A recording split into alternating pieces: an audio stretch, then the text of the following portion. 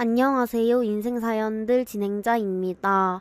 오늘도 제 채널에 방문해 주셔서 감사합니다.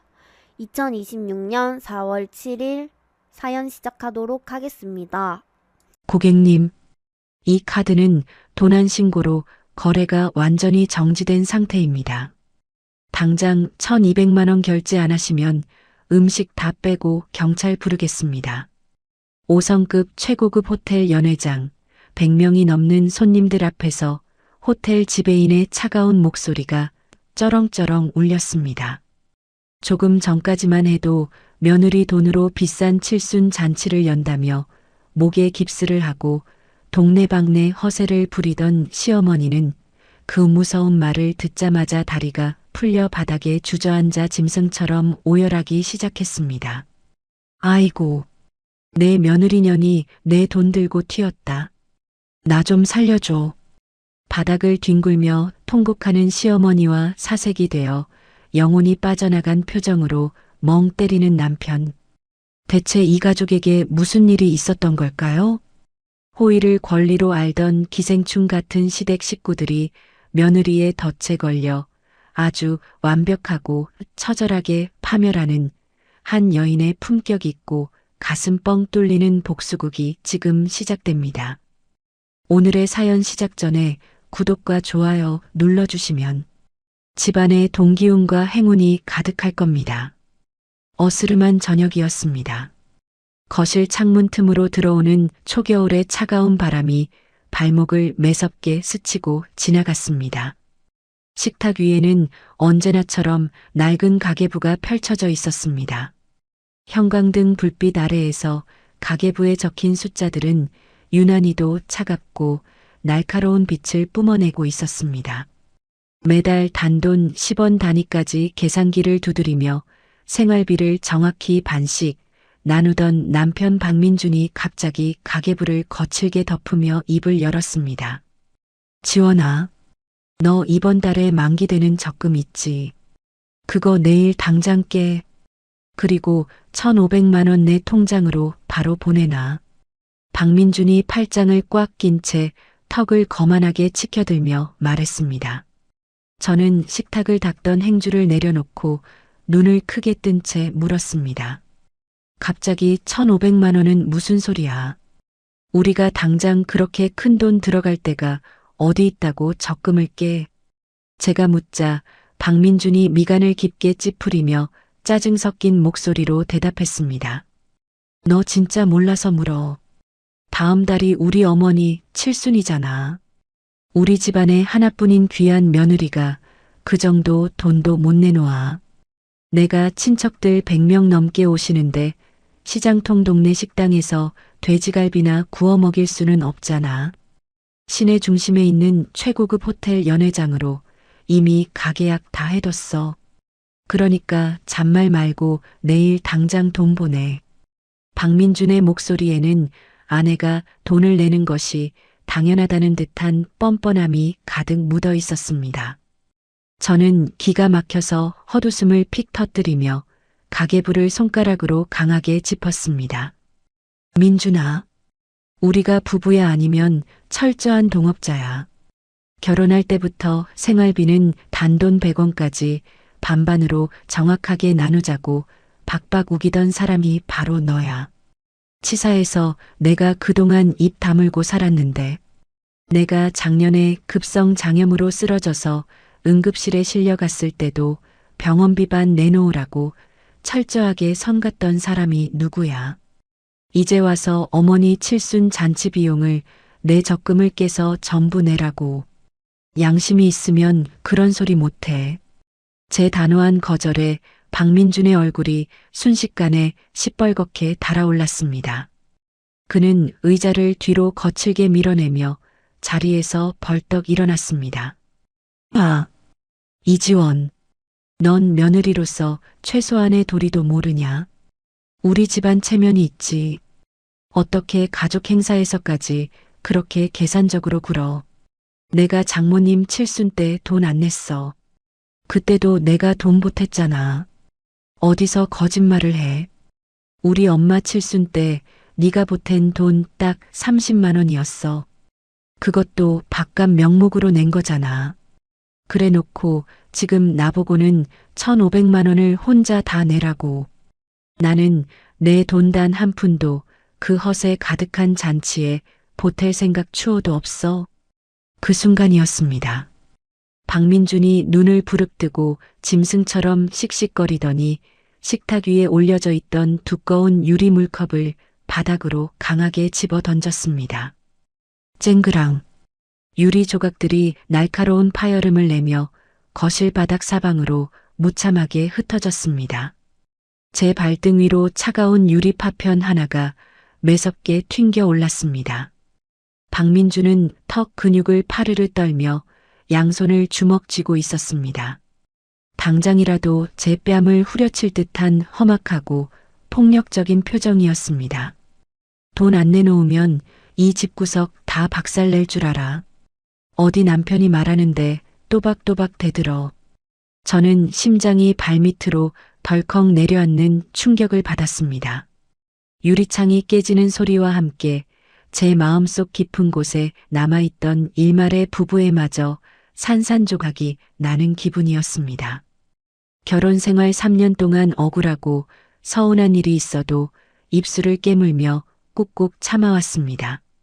언젠가는 이 남자도 가족의 따뜻함을 알고 철이 들 거라고 굳게 믿었습니다.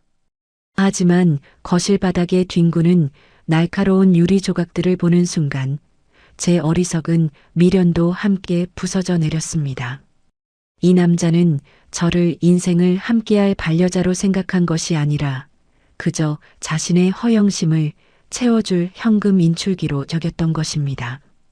분노와 비참함이 목구멍 끝까지 턱턱 차올라 제대로 숨을 쉬기조차 힘들었습니다.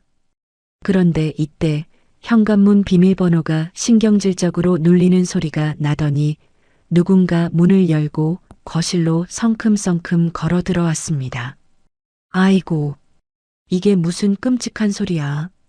민준아, 너 다친 데는 없니? 허락도 없이 비밀번호를 누르고 마음대로 우리 집을 드나드는 시어머니 최 여사였습니다. 최 여사는 바닥에 깨진 유리를 보더니 고막이 찢어질 듯한 목소리로 소리를 지르며 박민준의 어깨를 과장되게 감싸 안았습니다. 그리고는 고개를 돌려 저를 향해 도끼를 가득 품은 눈초리를 쏘아보며 삿대질을 시작했습니다. 너 지금 우리 귀한 아들한테 무슨 미친 짓을 하는 거냐? 가정교육을 도대체 어떻게 엉망으로 받았길래 시험이 칠순에 1,000만 원도 안 쓴다고 악을 써? 네가 그러고도 사람년이냐? 최 여사의 얇은 입술 사이로 날 선 말들이 폭포수처럼 쏟아졌습니다. 저는 당황한 마음을 진정시키며 사실을 바로잡으려 애썼습니다. 어머님, 민준이가 화를 내면서 먼저 컵을 던졌어요. 그리고 저희 부부 돈 관리는 처음부터 철저하게 각자 반씩하기로 약속하고 시작한 일이에요. 1,500만 원은 저한테 너무 큰 돈이에요. 제가 차분하게 논리적으로 설명하려 했지만 최 여사는 눈을 까집으며 제 말을 잔인하게 잘라버렸습니다. 시끄럽다. 일찍 교통사고로 돌아가신 내 부모가 너한테 돈 아끼고 꽁쳐두는 법만 가르치고 시부모 하늘처럼 모시는 법은 안 가르치더냐? 어미 아비 없이 홀로 자란 티를 이렇게 천박하게 내는구나. 당장 내 아들 앞에서 무릎 꿇고 눈물 흘리며 사과하지 못해. 어디서 시험이 말해 꼬박꼬박 말대꾸야. 순간 제 머릿속이 새하얗게 변하며 온몸의 피가 얼음장처럼 차갑게 식어버렸습니다. 저를 세상 누구보다 깊은 사랑으로 키워주시고 갑작스러운 사고로 허망하게 세상을 떠나신 부모님이었습니다. 제 아버지는 생전에 항상 남에게 베풀고 양보하며 살라고 가르치셨던 참으로 따뜻한 분이셨습니다. 그런 부모님을 입에 담지도 못할 저급한 말로 짓밟고 모욕하다니요. 두 주먹을 꽉 쥔 제 손톱이 손바닥 살점을 파고들어 붉은 피가 맺힐 지경이었습니다. 가슴속 깊은 곳에서 통제할 수 없는 뜨거운 불길이 치솟아 올랐지만 저는 입술을 질끈 깨물며 억지로 분노를 목구멍 아래로 삼켰습니다. 저는 이성을 잃은 사람들과는 더 이상 정상적인 대화가 통하지 않는다고 판단했습니다. 아무 말 없이 서늘한 시선으로 두 사람을 번갈아 쳐다본 뒤 몸을 휙 돌려 안방으로 걸어 들어갔습니다. 방문을 굳게 닫고 불도 켜지 않은 어두운 방 안에 홀로 서 있자 거칠고 억울한 제 숨소리만 방 안 공기를 가득 채웠습니다.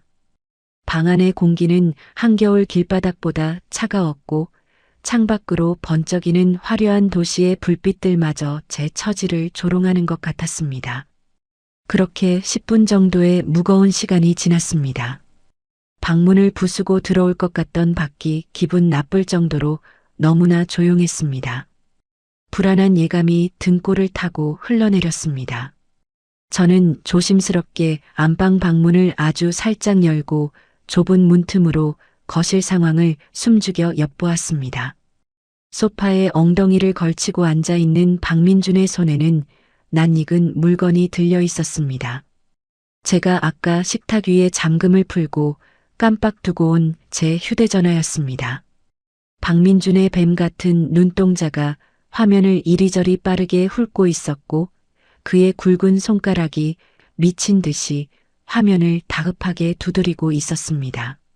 남의 전화기로 무엇을 저렇게 열심히 하는지 자세히 눈을 가늘게 뜨고 살피던 저는 심장이 완전히 멎어버리는 듯한 엄청난 충격에 휩싸였습니다. 화면에는 제가 주거래로 사용하는 은행 앱이 환하게 켜져 있었습니다. 그리고 화면 정중앙에는 비대면 신용대출 3천만 원 신청 진행 중이라는 글자가 선명하게 떠 있었습니다. 남편이라는 작자가 아내의 명의를 몰래 훔쳐 빚을 내고 있었던 것입니다. 이 미친 인간아. 당장 그거 안 내놔. 저는 찢어지는 비명을 지르며 방문을 박차고 뛰어나갔습니다. 단숨에 거실을 가로질러 박민준의 두 손에서 제 휴대전화를 거칠게 낚아챘습니다. 너 지금 여기서 무슨 범죄를 저지르는 거야? 감히 내 이름으로 몰래 대출을 받아. 미쳤어. 제가 눈에 핏발을 세우고 소리치며 전화기를 가슴에 꽉 품자 박민준이 눈동자를 이리저리 굴리며 뻔뻔하게 변명했습니다. 아니, 도둑질이 아니라 어차피 네가 잔치 비용으로 결제해야 할 돈이잖아. 내 통장에 당장 현금이 없을까봐 내가 널 좀 도와주려고 정보만 대신 입력해 둔 거야. 사람 호의를 왜 그렇게 삐딱하게 받아들여? 호의. 남의 명예 도용해서 대출받는 게 호의야. 너 이거 경찰 부르면 바로 사기죄로 감옥 가는 거야. 알아. 아따. 며느리가 시어미 잔치해 주는데 대출 좀 받는 게 무슨 큰 죄라고 경찰을 들먹여.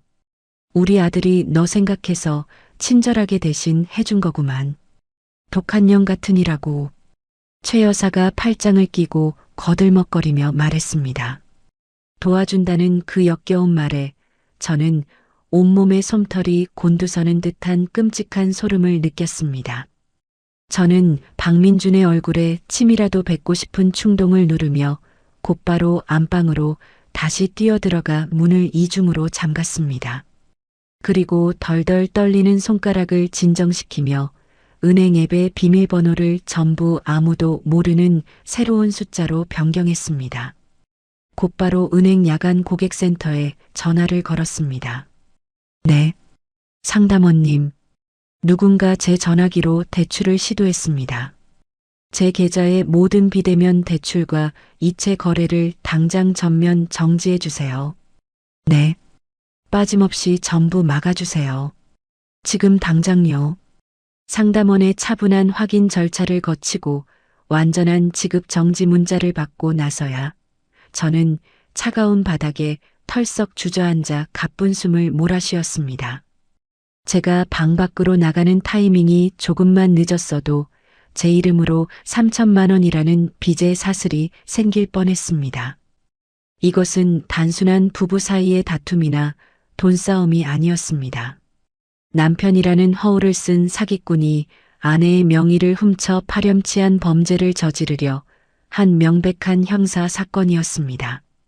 닫힌 방문 너머 거실에서는 박민준과 최 여사의 경박한 웃음소리가 소름 끼치게 들려왔습니다.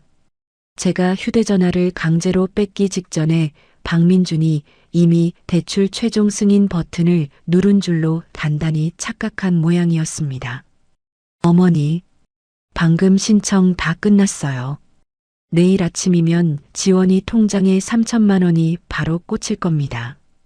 제가 당장 호텔 연회장에 전화해서 제일 비싼 100명짜리 황제 코스 요리로 예약 확정 지을게요. 와인도 제일 비싼 걸로 세팅하라고 할게요. 박민준이 콧노래를 부르며 뻔뻔하게 말하는 소리가 들렸습니다. 뭐냐? 내 아들 참으로 장하고 똑똑하다. 그깟 기집애 돈 좀 쓴다고 세상 안 무너진다. 이참에 건방진 며느리 길을 아주 팍 꺾어놔야 네가 평생 편하게 산다. 잔치 끝나면 남은 돈은 내 차 바꾸는데 보태라. 최 여사가 박민준의 등을 두드리며 호탕하게 웃는 소리가 벽을 타고 넘어왔습니다. 그들은 힘없는 며느리의 피눈물을 무자비하게 쥐어짜며 자신들만의 역겨운 축배를 흥겹게 들고 있었습니다. 저는 방바닥에 무릎을 세우고 멍하니 하얀 벽지를 응시했습니다. 눈물이 차오르다 못해 완전히 메말라버려 헛웃음만 새어나왔습니다. 당장 문을 열고 나가 이중인격자 같은 저들의 뺨을 후려치고 경찰에 신고하여 판을 완전히 엎어버릴 수도 있었습니다. 하지만 그렇게 가볍게 끝내버리면 저 악마 같은 사람들은 그저 이번에는 운이 없었다며 벌금 몇 푼 내고 뻔뻔하게 다시 일어날 것입니다. 저는 자리에서 조용히 일어났습니다. 흔들리던 제 눈빛은 심해의 바닥처럼 차갑게 가라앉았고 복잡했던 머릿속은 겨울 아침의 얼음처럼 차갑고 투명해졌습니다. 저는 방구석에 설치해둔 거실 감시 카메라 앱을 조용히 열었습니다. 방금 전 박민준이 식탁에서 유리컵을 집어 던지며 폭력을 행사한 끔찍한 장면, 최 여사가 저희 부모님을 들먹이며 폐륜적인 폭언을 쏟아낸 생생한 음성, 그리고 박민준이 제 전화기를 훔쳐 비대면 대출을 시도하던 찌질한 화면까지 모두 완벽한 영상으로 녹화되어 있었습니다. 저는 이 모든 명백하고 치명적인 증거들을 제 개인 보안 인터넷 저장소에 조용하고 안전하게 전송했습니다. 상대의 목숨줄이 될 증거를 차곡차곡 모으는 제 손길은 이제 조금의 떨림도 없이 무서울 정도로 단호했습니다. 저는 거울을 보며 화장대를 짚고 섰습니다. 헝클어진 머리카락을 단정하게 빗어 넘겼습니다. 창백해진 입술을 꽉 깨물어 붉은 생기가 돌게 하고 눈꼬리를 살짝 밑으로 내려 세상에서 가장 순종적이고 남편에게 겁먹은 불쌍한 아내의 표정을 완벽하게 지어 보였습니다. 철컥. 안방 문을 부드럽게 열고 거실로 천천히 걸어나갔습니다. 호텔 담당자와 통화를 마치고 의기양양하게 소파에 기대어 저를 승리자처럼 바라보는 박민준과 최 여사를 향해 저는 나지막하고 부드러운 목소리로 입을 열었습니다. 어머님, 민준아, 제가 아까는 혼자 너무 짧게 생각했어요. 집안의 큰어른이신 어머님 칠순인데 당연히 유일한 며느리인 제가 빚을 내서라도 전적으로 신경 써야죠. 잔치 비용 1,500만 원, 내일 아침에 제 카드로 전액 기분 좋게 결제할게요. 아까는 정말 죄송했습니다. 제 완벽한 거짓 항복 선언에 박민준과 최 여사의 입가에 탐욕스럽고 비열한 미소가 짙게 번져갔습니다. 그들은 다가올 끔찍한 파멸은 꿈에도 모른 채 저의 속임수에 완벽하게 속아 넘어갔습니다. 은행에서 제 명의를 훔치려던 남편의 시도를 막아낸 다음 날 아침이었습니다. 거실에는 아직 밤새 식은 차가운 공기가 무겁게 내려앉아 있었습니다. 창밖으로 뿌연 아침 햇살이 잿빛으로 스며들었지만 제 마음속은 칠흑 같은 어둠뿐이었죠. 제가 주방에서 차가운 물을 한 잔 마시고 있을 때 안방 문이 부서질 듯 거칠게 열렸습니다. 시어머니 최 여사가 쿵쿵거리는 요란한 발소리를 내며 거실로 튀어나왔습니다. 최 여사의 손에는 100명의 손님 이름이 빼곡하게 적힌 두꺼운 명단과 식당 연회장 계약서가 들려 있었습니다. 최 여사가 씩씩거리며 다가오더니 종이 뭉치를 제 가슴팍으로 신경질적으로 집어 던지며 소리쳤습니다. 이것 봐라. 1인당 밥값이 15만 원짜리 최고급 식당이다. 당장 예약금 300만 원 먼저 결제해. 최 여사가 턱을 꼿꼿하게 쳐들고 당당하게 요구했습니다. 종이 뭉치가 제 가슴을 막고 차가운 거실 바닥으로 흩어졌습니다. 어젯밤 제가 완전히 굴복했다고 굳게 믿은 최 여사의 주름진 얼굴에는 오만함과 승리감이 가득했습니다. 저는 속으로 끓어오르는 붉은 분노를 삼키며 애써 시선을 아래로 내리깔았습니다. 제가 대답 없이 바닥에 떨어진 계약서를 물끄러미 바라보자 방문에 기대어 서 있던 박민준이 코웃음을 쳤습니다. 박민준은 자기 바지 주머니에서 빳빳한 종이 영수증 여러 장을 꺼내더니 제 얼굴을 향해 훌훌 날려보냈습니다. 종이들이 공중에서 팔랑거리며 제 발밑으로 힘없이 떨어졌습니다. 아, 이지원. 바닥에 떨어진 거 잘 주워서 읽어봐. 이번 달 아파트 관리비랑 도시가스 요금 청구서야. 네가 어제 처음부터 돈 안 낸다고 고집부려서 내 기분 완전히 잡쳤잖아. 그러니까 이번 달 공과금은 네가 전부 다 알아서 내. 박민준이 짝다리를 짚고 서서 비열하게 웃으며 말했습니다. 자기가 매달 내던 공과금 통장 잔고를 일부러 싹 비워버리고 저에게 치사한 안갚음을 하는 것이었습니다. 단돈 10원짜리 하나까지 손해보지 않으려는 그 옹졸하고 찌질한 행동에 저는 헛구역질이 왈칵 솟구칠 지경이었습니다. 어떻게 한 이불을 덮고 자는 남편이라는 작자가 이렇게까지 밑바닥일 수 있을까요? 저는 바닥에 떨어진 영수증을 주워들며 주먹을 꽉 쥐었습니다. 손끝이 파르르 떨렸지만 저는 입술을 질끈 깨물며 억지로 고개를 끄덕였습니다. 알았어. 공과금 내가 다 낼 테니까 걱정하지 마. 어머님 잔치 예약금도 이따가 저녁에 확실하게 결제할게. 제가 굽히고 순순히 대답하자 두 사람은 기고만장한 표정으로 콧노래를 부르며 방으로 돌아갔습니다. 그들의 등 뒤로 저는 서늘하고 무서운 빛을 뿜어냈습니다. 그들의 뻔뻔함에 질려버린 저는 그날 오전 박민준이 콧노래를 부르며 출근하자마자 곧바로 행동을 시작했습니다. 그동안 남편의 사생활에 전혀 관심 없이 믿고 살았지만 이제는 저 인간의 밑바닥을 철저하게 뒤조사해야 할 때였습니다. 저는 지하 주차장으로 내려가 남편 차에 설치된 차량 영상 기록 장치의 메모리 칩을 조용히 빼왔습니다. 그리고 서재 책상 위에 놓여있던 박민준의 컴퓨터 전원을 켰습니다. 비밀번호는 시어머니 생일로 단순하게 설정되어 있어 쉽게 열렸습니다. 컴퓨터 화면을 켜고 영상 기록과 인터넷 결제 기록을 샅샅이 뒤지기 시작했습니다. 영상을 하나씩 재생하던 저는 얼마 지나지 않아 심장이 멎을 듯한 끔찍한 진실과 마주하게 되었습니다. 이 짐승만도 못한 쓰레기. 저는 화면을 보며 두 손으로 입을 꽉 틀어막았습니다. 스피커를 통해 흘러나오는 소리는 제 귀를 의심하게 만들 정도로 역겨웠습니다. 오빠, 오늘 식당 진짜 맛있었어. 다음 주말에는 바다 보이는 비싼 숙소로 놀러 가자. 응, 당연하지. 우리 예쁜이. 오빠가 제일 좋은 방으로 예약해둘게. 걱정 마. 젊고 애교 섞인 여자의 목소리와 평소 저에게는 한 번도 내어준 적 없는 박민준의 다정한 목소리가 끈적하게 얽혀 있었습니다. 박민준은 같은 직장에 다니는 젊은 여자 후배와 벌써 6개월째 은밀한 만남을 가지고 있었습니다. 차량 영상 안에는 두 사람이 차 안에서 서로의 몸을 쓰다듬으며 낯뜨거운 애정 행각을 벌이는 소리가 고스란히 담겨 있었습니다. 저에게는 언제나 생활비를 반씩 내자며 핏대를 세우고 100원짜리 하나까지 따지던 남편이었습니다.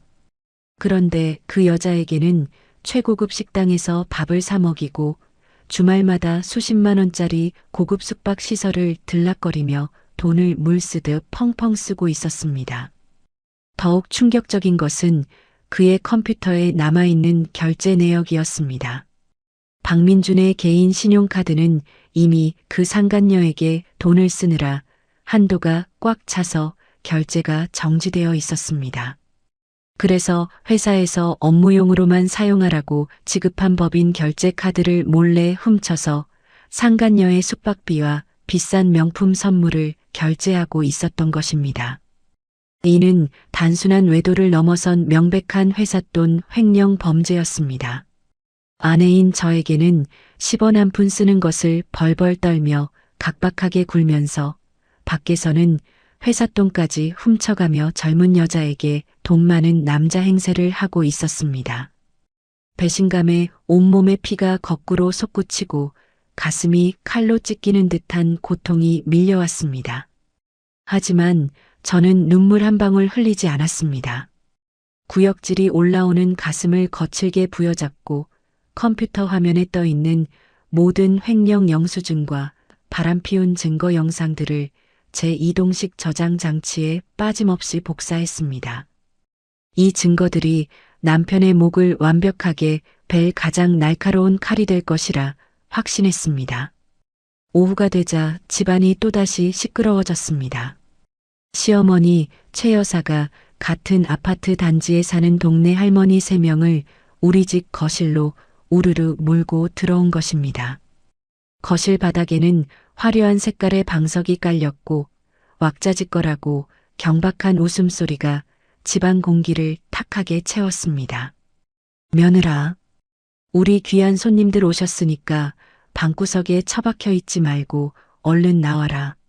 시원한 마실 거랑 비싼 과일 좀 예쁘게 깎아와라.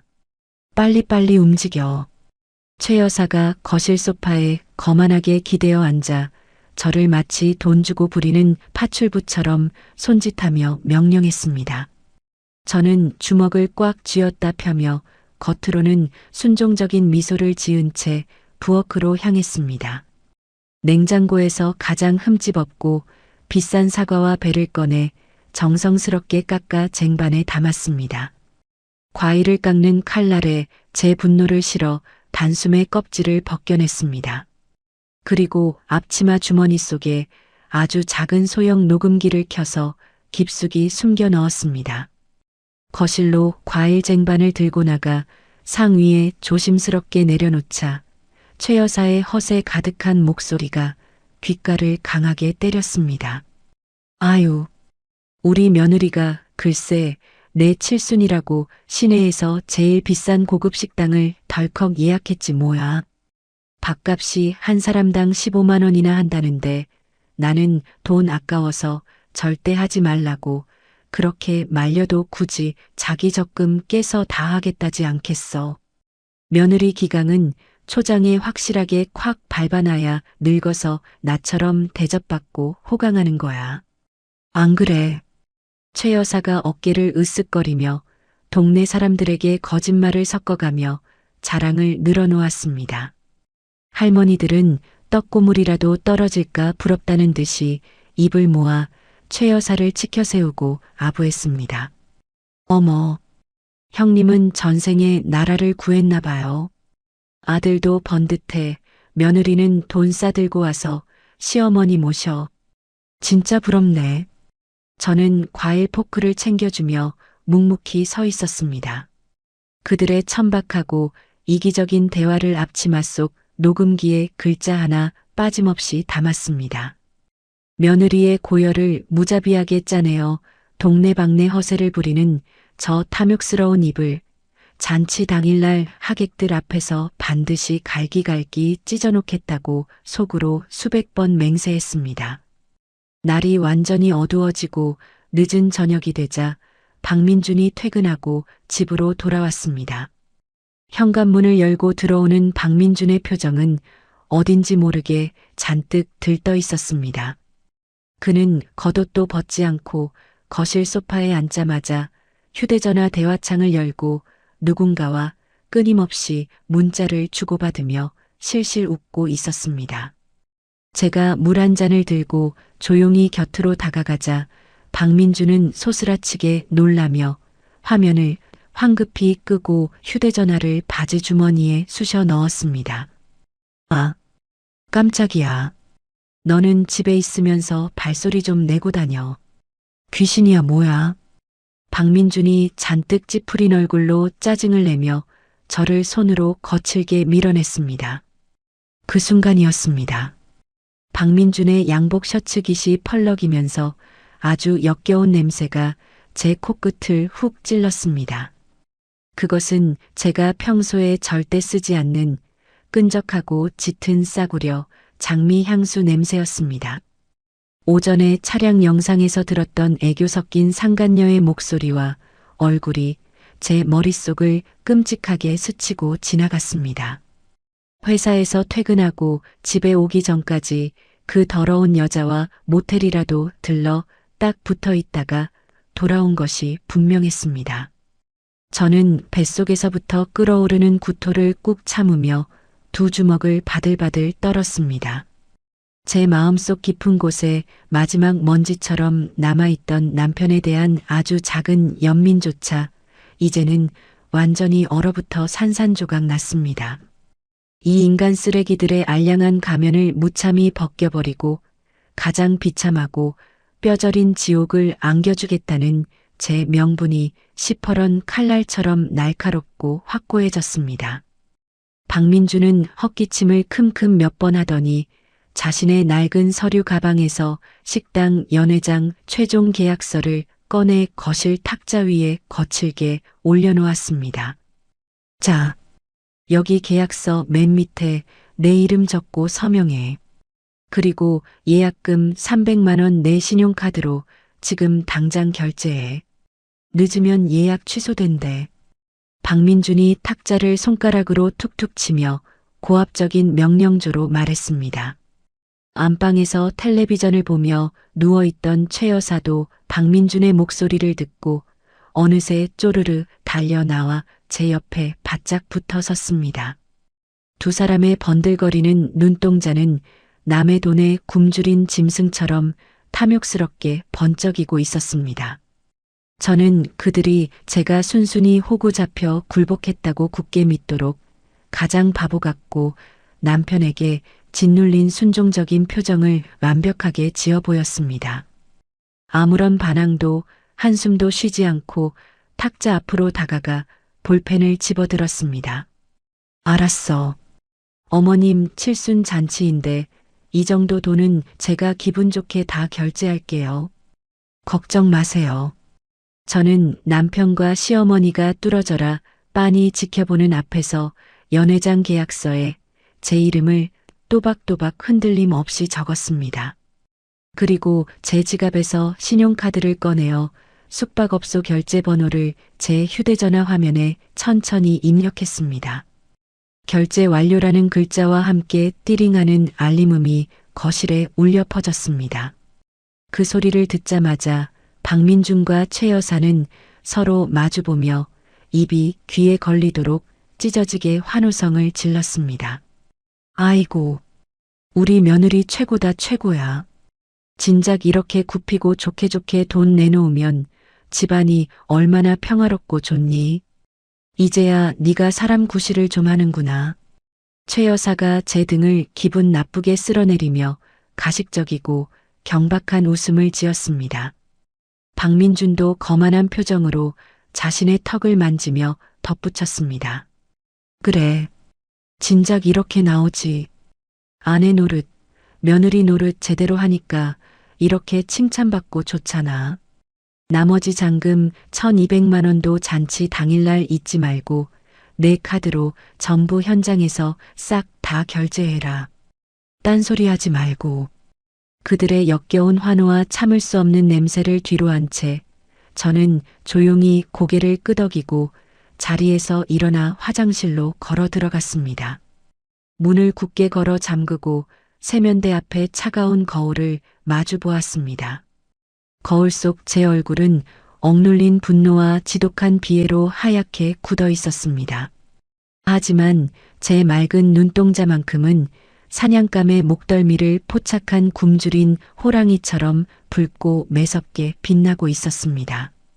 저는 덜덜 떨리는 손으로 변기물을 시원하게 내렸습니다. 싸. 거센 물소리가 화장실 안을 쩌렁쩌렁하게 울렸습니다. 저는 그 거친 물소리에 제 목소리를 완벽하게 숨긴 채 참았던 서늘하고 통쾌한 조소를 미친 듯이 터뜨렸습니다. 웃어. 지금 마음껏 실컷 웃어더라. 너희들의 그 알량하고 천박한 웃음소리가 길바닥에 나앉은 짐승의 피눈물로 바뀌는 데는 그리 오랜 시간이 걸리지 않을 테니까. 저는 얼음장처럼 차가운 수돗물을 틀어 제 두 손을 붉어질 때까지 박박 씻어냈습니다. 저 방문 밖에서 제 돈으로 열릴 허세 가득한 잔치를 상상하며 춤을 추고 있는 악마들. 그들에게 선사할 가장 완벽하고 숨막히는 생지옥을 머릿속으로 다시 한번 치밀하게 점검하고 또 점검했습니다. 박민준이 콧노래를 흥얼거리며 현관문을 나서는 소리가 들렸습니다.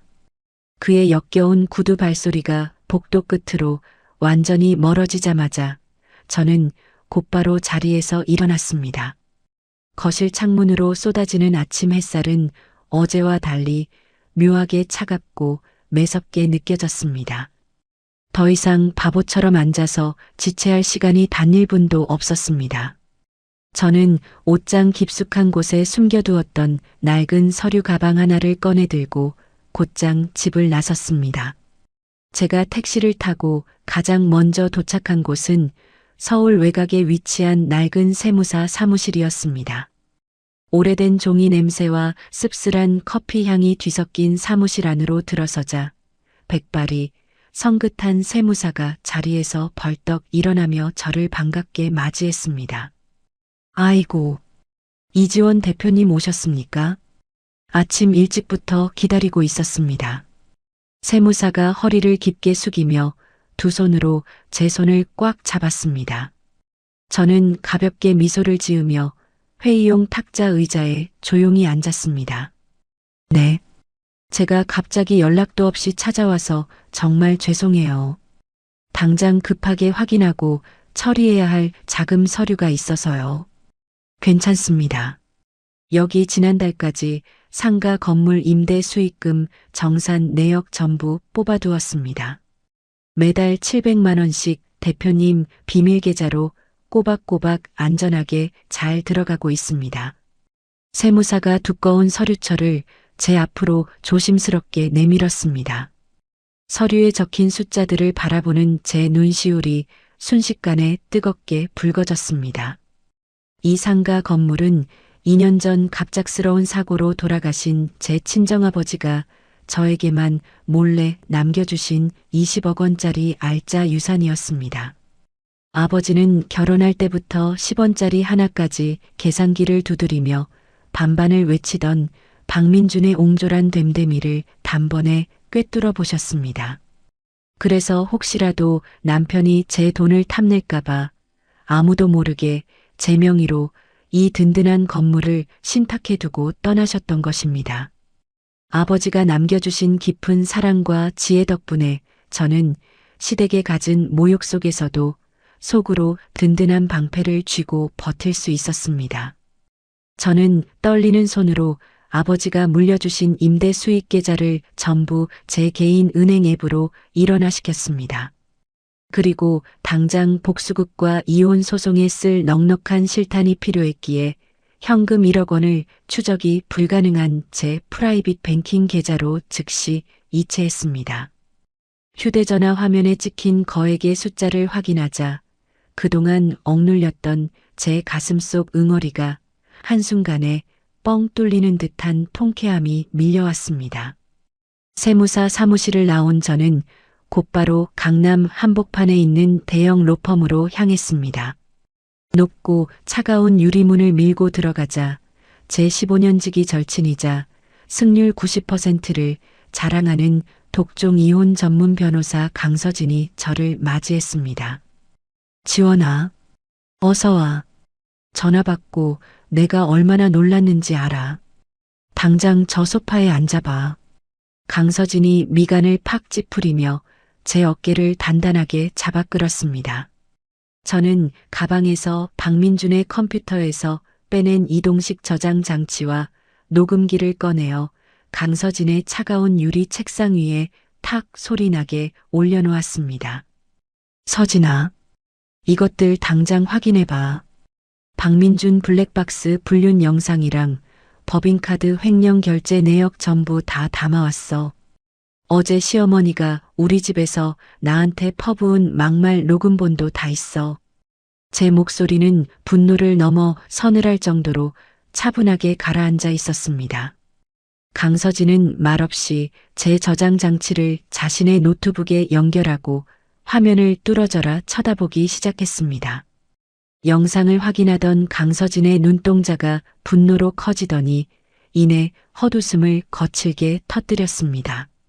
미친 새끼. 생활비는 정확히 반반 내자고 피를 토하던 놈이 지 상간녀한테는 아주 만수로 납셨네. 호텔 숙박비만 일주일에 100만 원을 썼어. 그것뿐만이 아니야. 그 돈 전부 자기 회사 업무용 법인카드로 몰래 긁은 거야. 상간녀 호캉스 비용까지 회사 돈으로 결제했어. 아주 간이 배 밖으로 나왔지. 제가 주먹을 꽉 쥐며 이빨을 으드득 갈며 말했습니다. 강서진은 자리에서 벌떡 일어나더니 책상을 주먹으로 쾅 내리쳤습니다. 이건 단순한 이혼 소송이 아니야. 박민준 이 인간 쓰레기, 내가 사회에서 완벽하게 매장해 버릴게. 일단 당장 위자료 5천만 원 청구 소장부터 작성한다.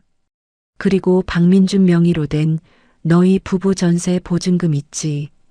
그거 내일 당장 법원에 가압류 신청 넣어서 그놈 돈줄부터 완벽하게 싹 말려버릴 거야. 그래. 아주 바닥까지 철저하게 긁어내줘. 단 1원도 그놈 손에 들어가지 않게 만들어버릴 거야. 강서진의 빠르고 날카로운 일처리에 제 심장이 미친 듯이 뛰기 시작했습니다.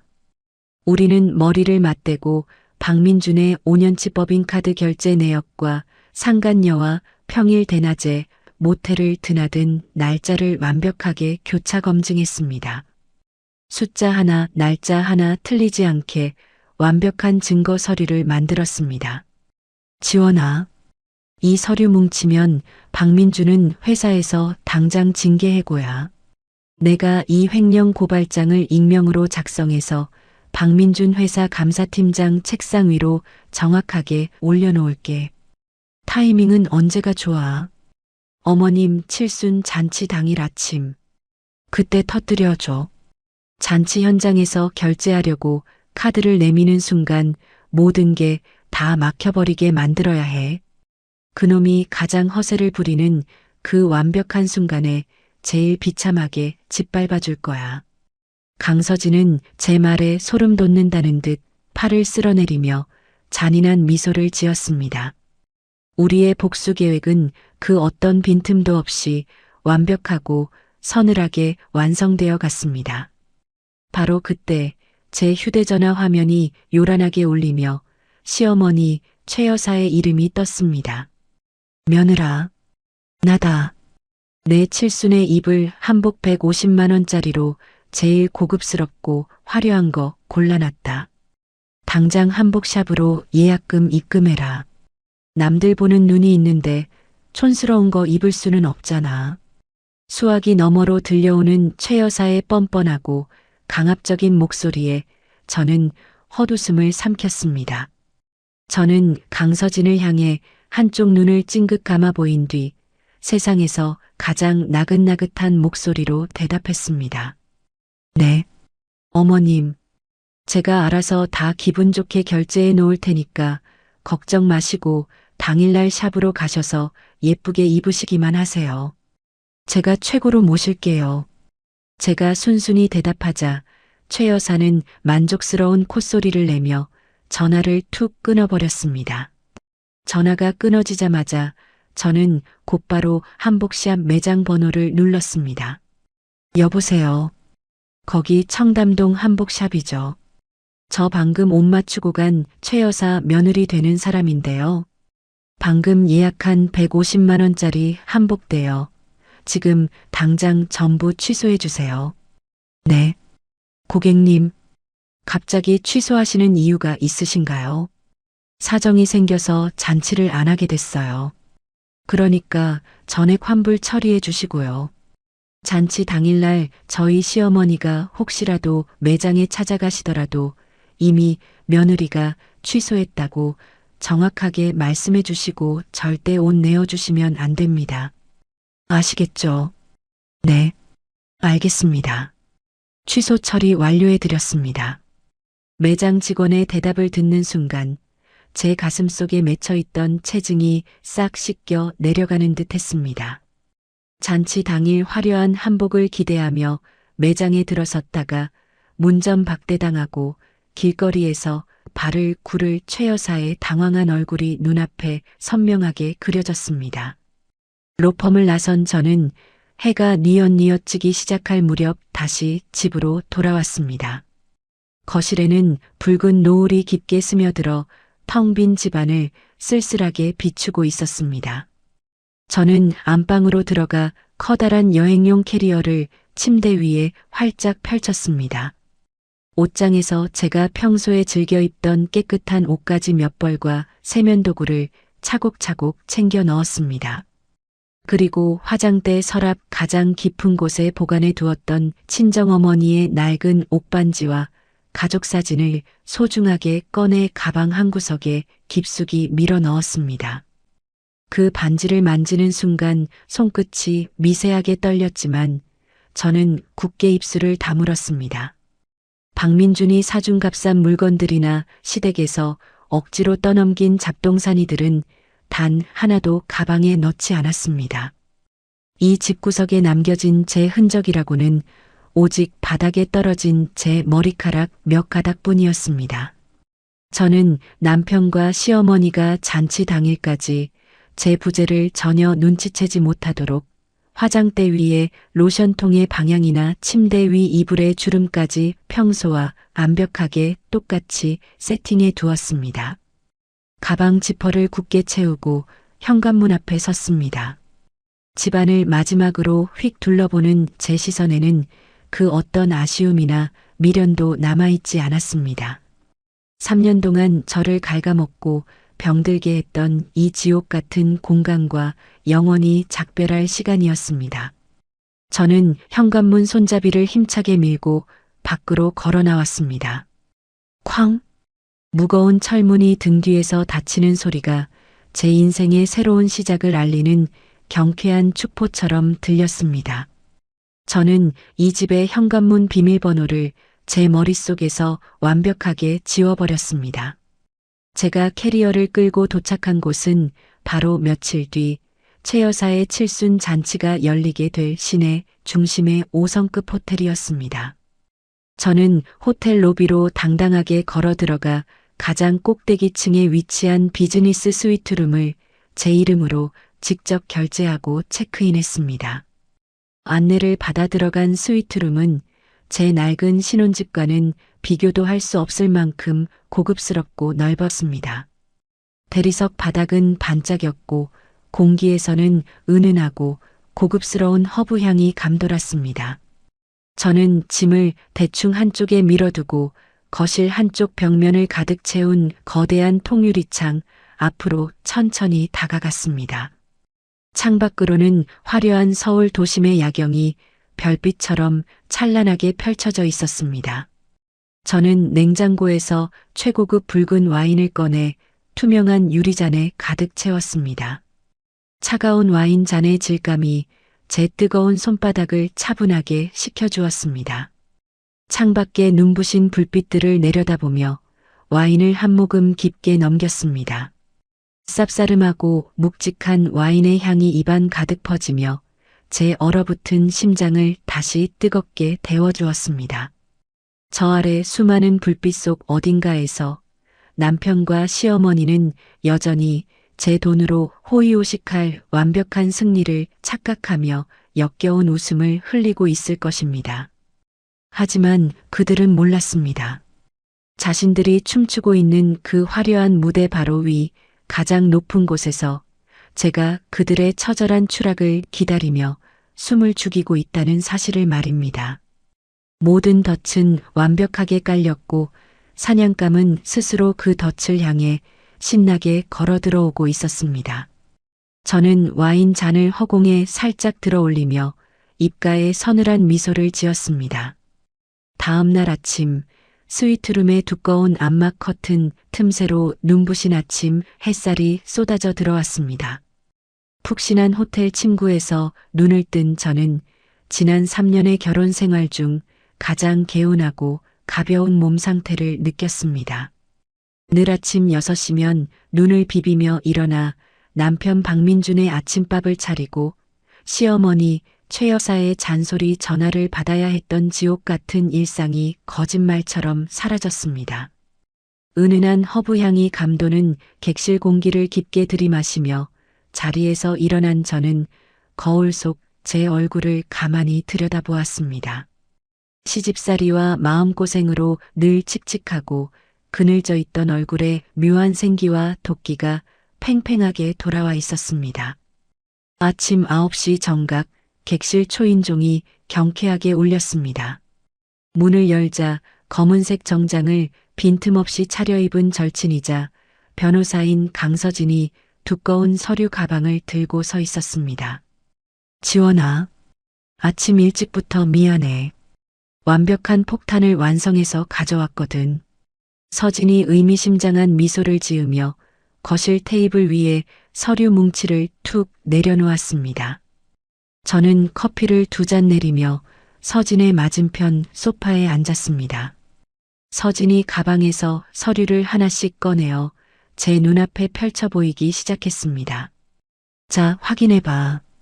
이건 박민준과 그 상간녀에게 청구할 위자료 3천만 원 소장 접수증.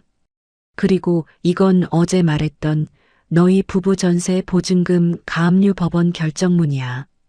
어제 오후 늦게 판사 서명까지 완벽하게 받아냈어. 서류에 찍힌 붉은색 법원 직인을 보는 순간 제 심장이 쿵쾅거리며 통쾌하게 뛰기 시작했습니다. 서진은 멈추지 않고 마지막 하얀색 봉투를 탁자 위로 쓱 밀어주었습니다. 그리고 이게 메인 이벤트지. 박민준 회사 감사팀장 앞으로 오늘 오후 2시에 정확히 배달될 익명의 횡령 고발장 최종본이야. 10원 단위까지 법인카드 유용 내역을 완벽하게 교차 검증해서 영수증 사본까지 싹 다 첨부했어. 이 서류 봉투가 열리는 순간 박민준의 숨통은 회사에서 완전히 끊어지는 거야. 고마워, 서진아. 네가 아니었으면 이 억울함을 어찌 다 풀었을까. 제가 콧등이 시큰해져 서진의 손을 꽉 잡자 서진이 제 손등을 툭툭 치며 호탕하게 웃었습니다. 친구 좋다는 게 뭐냐? 쓰레기 분리수거는 확실하고 완벽하게 해야지. 서진과 서류 검토를 마친 후 저는 객실 전화기를 들어 호텔 연회장 담당 매니저를 스위트룸으로 정중하게 호출했습니다. 잠시 후 단정한 유니폼 차림의 매니저가 노트북을 들고 깍듯이 인사를 하며 들어왔습니다. 저는 매니저에게 테이블 맞은편 자리를 권하며 차분하지만 단호한 목소리로 입을 열었습니다.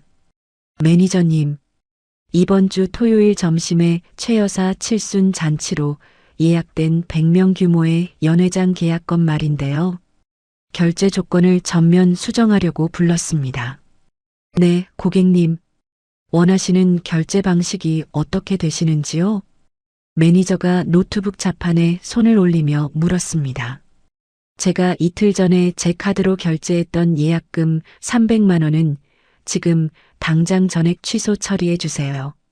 그리고 잔치 전체 비용 1,500만 원은 행사 당일 손님들이 입장하기 직전에 신랑인 박민준 씨가 본인 명의의 카드로 현장에서 직접 일시불 결제하는 조건으로 계약서를 완전히 변경해 주세요. 제 요구에 매니저는 잠시 당황한 듯 눈동자를 굴렸습니다. 고객님, 당일 전액 현장 결제는 호텔 규정상 원칙적으로 불가능합니다만 저는 미소를 지으며 제 프라이빗 뱅킹 등급 카드와 이 호텔의 BVIP 멤버십 카드를 테이블 위에 조용히 올려놓았습니다. 제가 이 호텔 스위트룸 장기 투숙객이자 BVIP 회원이라는 점을 고려해 주시면 좋겠네요. 결제 책임은 온전히 박민준 씨에게 있다는 내용을 계약서 특약사항에 명시하면 문제없을 겁니다. 저의 확고한 태도와 VIP 카드에 압도된 매니저는 헛기침을 하더니 이내 고개를 숙이고 노트북 자판을 두드리기 시작했습니다. 네, 알겠습니다. BVIP 고객님의 요청이시니 예외적으로 계약 조건을 변경 처리해 드리겠습니다. 매니저가 돌아가고 나자 저는 서진과 마주보며 소리 없이 통쾌한 하이파이브를 나누었습니다. 이제 박민주는 잔치 당일 수백 명의 하객 앞에서 자신의 지갑을 열어야만 하는 외통수에 완벽하게 걸려들었습니다. 그때 서진의 휴대전화가 짧게 울렸습니다. 서진이 화면을 확인하더니 눈썹을 실룩이며 제게 휴대전화를 내밀었습니다. 지원아, 이거 봐라. 내가 고용한 사설탐정이 방금 찍어서 보내온 따끈따끈한 사진이야. 화면 속에는 평일 대낮임에도 불구하고 박민준과 젊은 상간녀가 팔짱을 낀 채 다정하게 회사 근처 무인 모텔로 쏙 들어가는 선명한 사진이 찍혀 있었습니다. 박민준의 한 손에는 커피가, 다른 한 손에는 상간녀의 허리가 감겨 있었습니다. 사진 속 날짜와 시간이 적나라하게 박혀 있는 그 끔찍한 사진을 보자 다시 한번 구역질이 왈칵 솟구쳤습니다. 이 미친 인간. 회사 업무 시간까지 빼먹고 이러고 돌아다녔구나. 제가 이를 꽉 깨물자 서진이 비웃음을 흘리며 사진을 이혼 소송 폴더로 전송했습니다. 오히려 잘 됐어. 이 사진 한 장으로 상간녀 위자료 소송 증거는 반박 불가 수준으로 완벽해졌어. 빼도 박도 못하는 빼박 증거지. 우리는 잠시 숨을 고르며 다음 작전을 준비했습니다. 제가 잠적했다는 사실을 박민준과 시어머니가 잔치 당일까지 절대 눈치채지 못하게 하는 것이 이번 계획의 핵심이었습니다. 저는 휴대전화의 예약 발송 시스템을 열어 박민준의 번호를 입력했습니다. 민준아, 어머님 칠순 잔치 준비랑 비용 결제는 내가 호텔 측이랑 전부 완벽하게 끝내놨어. 잔치 당일 아침에 내가 식당 예약 때문에 조금 일찍 호텔에 가 있을 테니까 자기는 어머님 모시고 행사에 늦지 않게 연회장으로 바로 와. 사랑해. 세상에서 가장 다정하고 헌신적인 아내인 척 역겨움을 꾹꾹 눌러 담아 거짓 문자를 작성했습니다.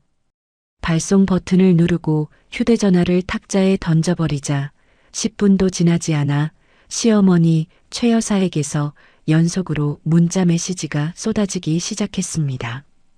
야, 이지원. 잔치 오시는 손님들한테 돌릴 2만 원짜리 고급 수건 세트 예약은 다 했냐? 100명분이니까 200만 원 든다. 당장 내 계좌로 200만 원 싸라. 내가 알아서 주문할 테니까 잔말 말고 당장 입금해. 문자 보는 거 다 안다. 시어미 말이 우스워? 돈 안 보내면 잔칫날 내 머리털을 다 뽑아버릴 줄 알아라. 빨리 입금 안 해. 화면 가득 채워진 최 여사의 욕설과 강압적인 메시지를 보며 저는 서늘한 조소를 터뜨렸습니다. 손끝이 미세하게 떨렸지만 두려움이 아닌 완벽한 복수를 향한 전율이었습니다. 서진아, 이것 좀 봐. 협박 증거가 제 발로 굴러들어오네. 제가 휴대전화를 내밀자 서진은 눈을 반짝이며 재빠르게 모든 대화 내용을 캡처했습니다. 그리고 곧바로 협박 및 공갈 미수 혐의 증거로 폴더를 만들어 법적 효력을 갖추게끔 갈무리했습니다. 자신의 탐욕이 나중에 어떤 시퍼런 칼날이 되어 돌아올지 모른 채 최 여사는 제 무덤을 스스로 깊게 파고 있었습니다. 오후 1시 30분. 서진은 자리에서 일어나 정장 단추를 채우며 결연한 표정으로 퀵서비스 기사를 객실로 호출했습니다. 미리 준비해둔 박민준의 횡령 고발장 서류 봉투를 퀵 기사에게 건네며 서진은 가장 차갑고 단호한 목소리로 지시했습니다. 기사님, 이 서류 정확히 오후 2시에 박민준 씨 회사 감사팀장 본인 손에 직접 전달해 주셔야 합니다. 수령 확인증도 반드시 받아다 주시고요. 네, 알겠습니다. 변호사님, 퀵 기사가 바람처럼 스위트룸을 빠져나가자 서진도 제게 가볍게 눈인사를 건네며 사무실로 돌아갔습니다. 객실에 혼자 남은 저는 거울 앞으로 다가갔습니다.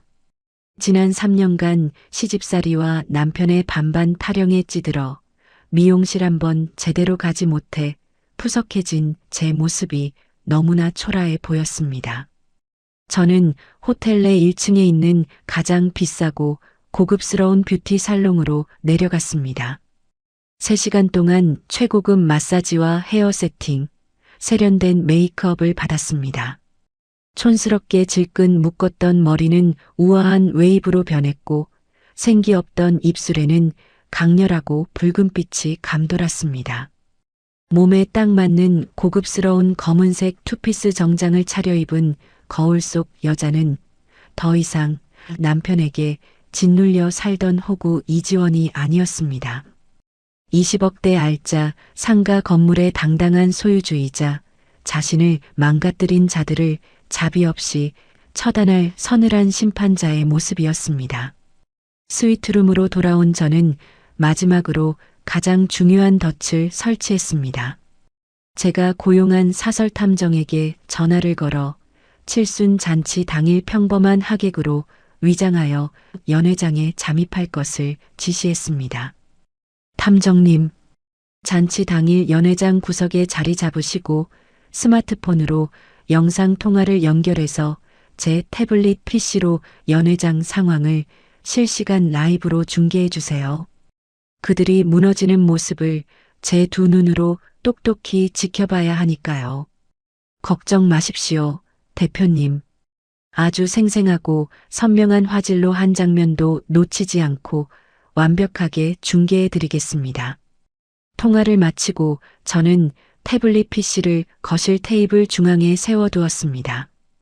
복수를 위한 모든 현실적이고 치명적인 덫이 톱니바퀴처럼 완벽하게 세팅되었습니다. 저는 창밖으로 서서히 붉게 물들어가는 저녁 하늘을 멍하니 바라보았습니다. 저 어딘가에서 박민준과 시어머니는 자신들의 허영심에 취해 잔치 당일 입을 옷을 고르며 낄낄거리고 있을 것입니다.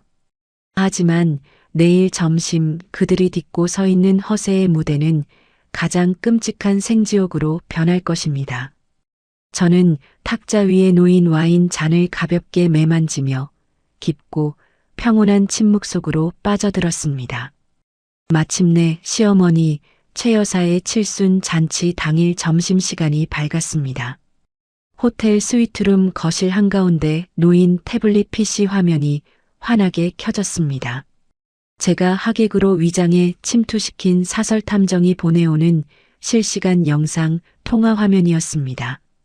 화면 속 5성급 호텔 연회장 입구에는 화려한 생화 장식이 가득했고 그 앞에는 시어머니의 동네 지인들과 남편 박민준의 친척, 직장 동료 등 100여 명의 하객이 바글바글 몰려들어 북새통을 이루고 있었습니다.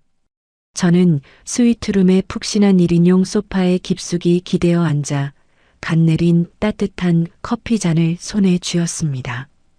커피의 쌉싸름한 향기가 코끝을 스쳤지만 제 심장은 터질 듯이 차갑고 빠르게 뛰고 있었습니다. 화면 한 구석에 우스꽝스러운 옷차림을 한 노인 한 명이 씩씩거리며 등장했습니다. 바로 시어머니 최 여사였습니다. 며칠 전 제가 몰래 대여를 취소해버린 탓에 오늘 아침 고급 한복샵에서 쫓겨난 최 여사는 급한 대로 시장통 대여점에서 5만 원을 주고 빌려 입은 듯한 촌스러운 구형진 분홍색 한복을 입고 있었습니다. 금박이 조잡하게 박힌 저고리는 사이즈마저 맞지 않아 헐렁거렸고 동네 친구들 사이에서 최 여사의 얼굴은 이미 붉은 토마토처럼 달아올라 있었습니다. 아니 형님, 며느리가 150만 원짜리 최고급 명품 한복 맞췄다고 그렇게 동네방네 자랑하더니 웬 시장바닥 각설이 옷을 입고 오셨어? 동네 부녀회장 할머니가 입을 삐죽거리며 대놓고 비꼬았습니다. 최 여사는 당황한 기색을 감추지 못하고 손부채질을 해대며 더듬거렸습니다. 아, 그게 우리 며느리가 예약 날짜를 착각하는 바람에 샵에서 옷이 딴 데로 갔지 뭐야. 어휴, 그 등신 같은 년이 오늘 아주 내 얼굴에 제대로 똥칠을 하네. 이따 오기만 해봐라. 아주 머리털을 다 뽑아버릴 테니까. 최 여사가 눈에 핏발을 세우고 이를 부득부득 갈며 허공에 대고 삿대질을 해댔습니다. 그 광경을 화면으로 지켜보던 저는 커피 잔을 입가로 가져가며 소리 없이 통쾌한 미소를 지었습니다. 허영심으로 똘똘 뭉친 인간이 사람들 앞에서 망신을 당할 때 나오는 저 비참하고 찌질한 변명. 이제 고작 시작일 뿐인데 벌써부터 저렇게 다리가 후들거려서야 앞으로 다가올 진짜 지옥을 어떻게 버틸지 궁금해졌습니다. 행사가 시작될 시간인 12시 30분이 다 되어갔지만 주인공인 며느리, 즉 저는 연회장 그 어디에도 나타나지 않았습니다. 연회장 입구에서 손님을 맞던 박민주는 사색이 된 얼굴로 미친 듯이 자기 휴대전화를 귀에 붙이고 있었습니다. 화면 속 그의 입모양은 분명 저에게 쌍욕을 퍼붓고 있는 것이 확실했습니다. 아, 씨발. 이 미친년이 왜 전화를 안 받아? 결제는 다 해놨다면서 사람은 어디 간 거야? 박민준이 넥타이를 거칠게 풀어 헤치며 연회장 밖 복도를 미친 듯이 서성거렸습니다. 저는 제 휴대전화의 전원을 이미 어젯밤부터 꺼둔 상태였습니다. 스위트룸의 완벽한 고요 속에서 그의 초조하고 절망적인 얼굴을 고화질 화면으로 감상하는 기분은 그 어떤 최고급 코스 요리보다도 달콤하고 짜릿했습니다. 가슴속 깊은 곳에서부터 묵은 체증이 뻥 뚫리며 시원한 사이다를 들이켠 듯한 쾌감이 온몸의 혈관을 타고 흘렀습니다. 결국 제가 오지 않은 채로 칠순 잔치 행사가 찜찜하게 시작되었습니다. 사회자의 가벼운 농담에도 사람들의 반응은 싸늘했고 최 여사는 무대 단상에 올라가서도 억지 웃음을 지으며 불안한 눈빛으로 연회장 출입문 쪽만 힐끔거렸습니다. 1인당 15만 원짜리 최고급 코스 요리의 첫 번째 전체 요리가 서빙되기 직전이었습니다. 연회장 뒤편에서 정장을 빼입은 호텔 지배인이 굳은 표정으로 걸어 나오더니 메인 테이블에 멍하니 앉아있는 박민준에게 다가갔습니다. 지배인은 허리를 살짝 굽히며 단호하고 사무적인 목소리로 결제를 요구했습니다. 박민준 고객님, 행사 시작 전에 계약된 잔금 1,200만 원, 현장 결제부터 진행해 주셔야 음식 서빙이 시작됩니다. 지배인의 말에 박민준은 콧방귀를 뀌며 거드름을 피웠습니다. 아, 참. 우리 집사람이 예약금 낼 때 다 알아서 한다고 했는데 융통성 없게 굴기는 자, 여기요.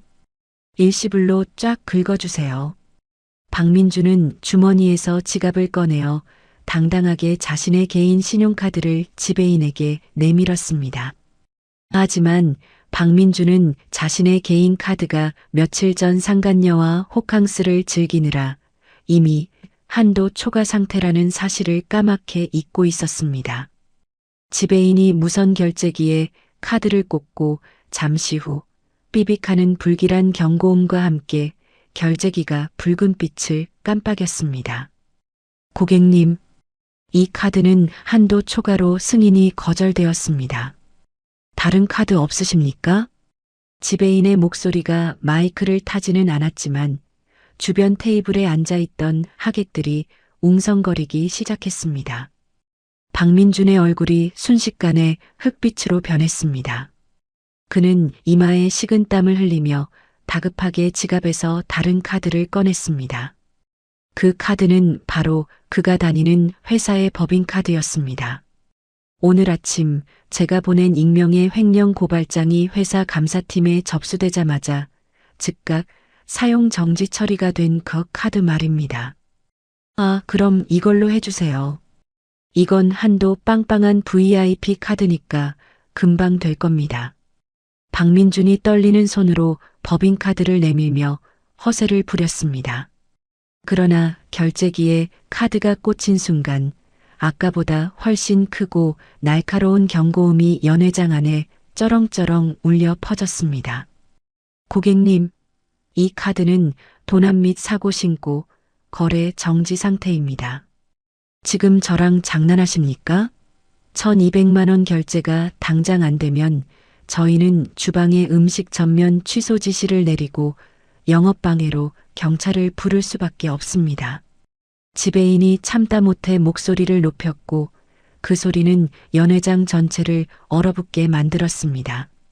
경찰이라는 단어가 나오자마자 단상 위에서 폼을 잡고 앉아있던 최 여사가 짐승처럼 비명을 지르며 바닥으로 털썩 주저앉았습니다. 아이고, 이게 무슨 망신이야. 아이고, 내 팔자야. 내 며느리년이 돈 들고 도망갔나 봐. 무전취식범으로 몰린 최 여사는 하객들 앞에서 다리가 완벽하게 풀려 엎드린 채 시장통 바닥을 뒹구는 사람처럼 땅바닥을 치며 통곡하기 시작했습니다. 100여 명의 하객들은 먹으려던 포크를 내려놓고 수군거렸고 분위기는 걷잡을 수 없이 험악해졌습니다. 아니, 밥값도 안 내놓고 사람들을 이 비싼 데 불렀어? 사기꾼 집구석 아니야, 이거. 하객들의 원색적인 비난이 쏟아지는 가운데 연회장 구석에서 또 다른 소란이 터졌습니다. 제 탐정이 비추는 카메라 앵글이 다급하게 돌아갔습니다. 연회장 맨 뒷자리 구석에 모자 푹 눌러쓰고 하객으로 위장해 몰래 밥을 먹으러 왔던 젊은 여자가 박민준의 큰어머니에게 머리채를 잡혀 질질 끌려 나오고 있었습니다. 바로 박민준의 직장 후배이자 상간녀였습니다. 너 이년, 네가 우리 조카 민준이랑 밖에서 바람 피우면서 회사 돈 빼돌려 쓰는 그 여우 같은 년 맞지? 내가 엊그제 민준이 회사 앞에서 너희 둘이 모텔에서 기어 나오는 거 똑똑히 봤어. 큰어머니의 쩌렁쩌렁한 폭로에 연회장은 그야말로 아수라장, 대환장 파티가 되어버렸습니다. 상간녀는 비명을 지르며 도망치려 했고 친척들은 그녀를 둘러싸고 욕설을 퍼부었습니다. 결제는 막히고 바닥에 엎드려 짐승처럼 울부짖는 어머니와 하객들 앞에서 정체가 완벽하게 탄로난 상간녀 사이에서 강민주는 완전히 이성을 잃고 말았습니다. 그는 턱 근육을 덜덜 떨며 그 어떤 행동도 하지 못한 채 초점 잃은 눈으로 텅 빈 허공만 바라보며 영혼이 나간 듯 멍 때리고 서 있었습니다. 그의 찌질하고 옹졸했던 오만함이 수백 명 앞에서 산산조각 나며 가장 밑바닥의 쓰레기로 전락하는 완벽한 순간이었습니다. 저는 태블릿 화면 속에서 그들이 가장 비참하게 무너져 내린 그 찰나를 기다렸습니다. 손가락이 조금도 떨리지 않았습니다. 저는 제 휴대전화를 켜고 이혼 소장 PDF 파일, 상간녀 위자료 청구서, 그리고 법인카드 횡령 증거 캡처본을 묶어 강민준의 이메일과 메신저로 동시에 전송 버튼을 눌렀습니다. 전송 완료. 제 화면에 뜬 단 4글자가 저의 완벽한 승리를 선포하고 있었습니다. 아수라장으로 변해 엉망진창이 된 연회장 화면을 가볍게 터치해 꺼버렸습니다. 방 안은 다시 스위트룸 특유의 고급스럽고 차분한 정적으로 채워졌습니다. 저는 테이블 위에 놓인 커피를 한 모금 마저 마시고 캐리어를 챙겨 방문을 나섰습니다. VIP 전용 엘리베이터를 타고 로비로 내려오는 제 발걸음은 깃털처럼 가벼웠습니다.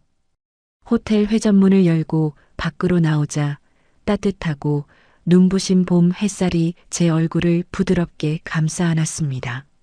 지옥 같은 3년의 족쇄를 완전히 끊어내고 맞이하는 가장 찬란하고 자유로운 공기였습니다.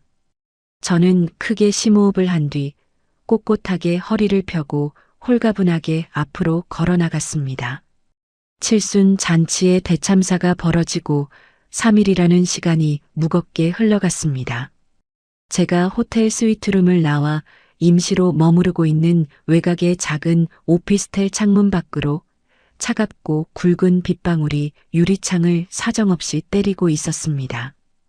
방 안은 불을 켜지 않아 짙은 회색빛 어둠이 무겁게 내려앉아 있었습니다. 며칠째 환기를 제대로 하지 않아 공기 중에는 탁한 커피 냄새와 숨막히는 침묵만이 가득 채워져 있었습니다.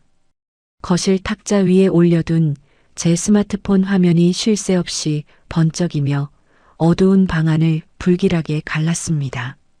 진동 소리가 탁자를 타고 제 발끝까지 차갑게 전해졌습니다. 저는 마른 입술을 혀로 축이며 덜덜 떨리는 손가락으로 화면을 넘겼습니다. 잔치 당일 1,200만 원의 호텔 비용을 고금리 사채로 겨우 막고 이혼 소장까지 뒤집어 쓴 박민주는 분노에 완전히 눈이 멀어 있었습니다. 그는 이성을 잃고 직장인 익명 게시판과 지역 중고거래 게시판에 저를 겨냥한 악의적인 날조글을 도배하기 시작했습니다. 박민준이 올린 자극적인 글들은 순식간에 조회수 수만 건을 기록하며 무서운 속도로 퍼져나가고 있었습니다. 제 아내가 어머니 칠순 잔치 비용 1,500만 원을 훔쳐서 야반도주했습니다. 평소에도 돈에 미쳐서 10원짜리 하나까지 계산하며 시부모를 벌레 취급하던 악독한 여자입니다. 제발 이 도둑을 잡아주세요. 화면을 아래로 내릴수록 제 숨통이 턱턱 막혀왔습니다. 저를 알지도 못하는 익명의 사람들이 제 예전 직장과 출신 학교 등 신상을 무차별적으로 털어내며 저를 천하의 몹쓸 악녀로 몰아가고 있었습니다. 심지어 게시글 밑에는 자신을 박민준의 지인이라고 밝힌 익명의 댓글 하나가 가장 위에 고정되어 있었습니다. 저 여자 자기가 먼저 다른 남자랑 외도 저질러 놓고 결백하고 불쌍한 남편한테 모든 걸 뒤집어 씌우고 도망친 겁니다. 제가 똑똑히 봤습니다. 잔치 당일 친척들에게 머리채를 잡혀 끌려나갔던 상간녀가 뻔뻔하게 익명 계정 뒤에 숨어 박민준의 여론 조작에 가세하고 있었습니다.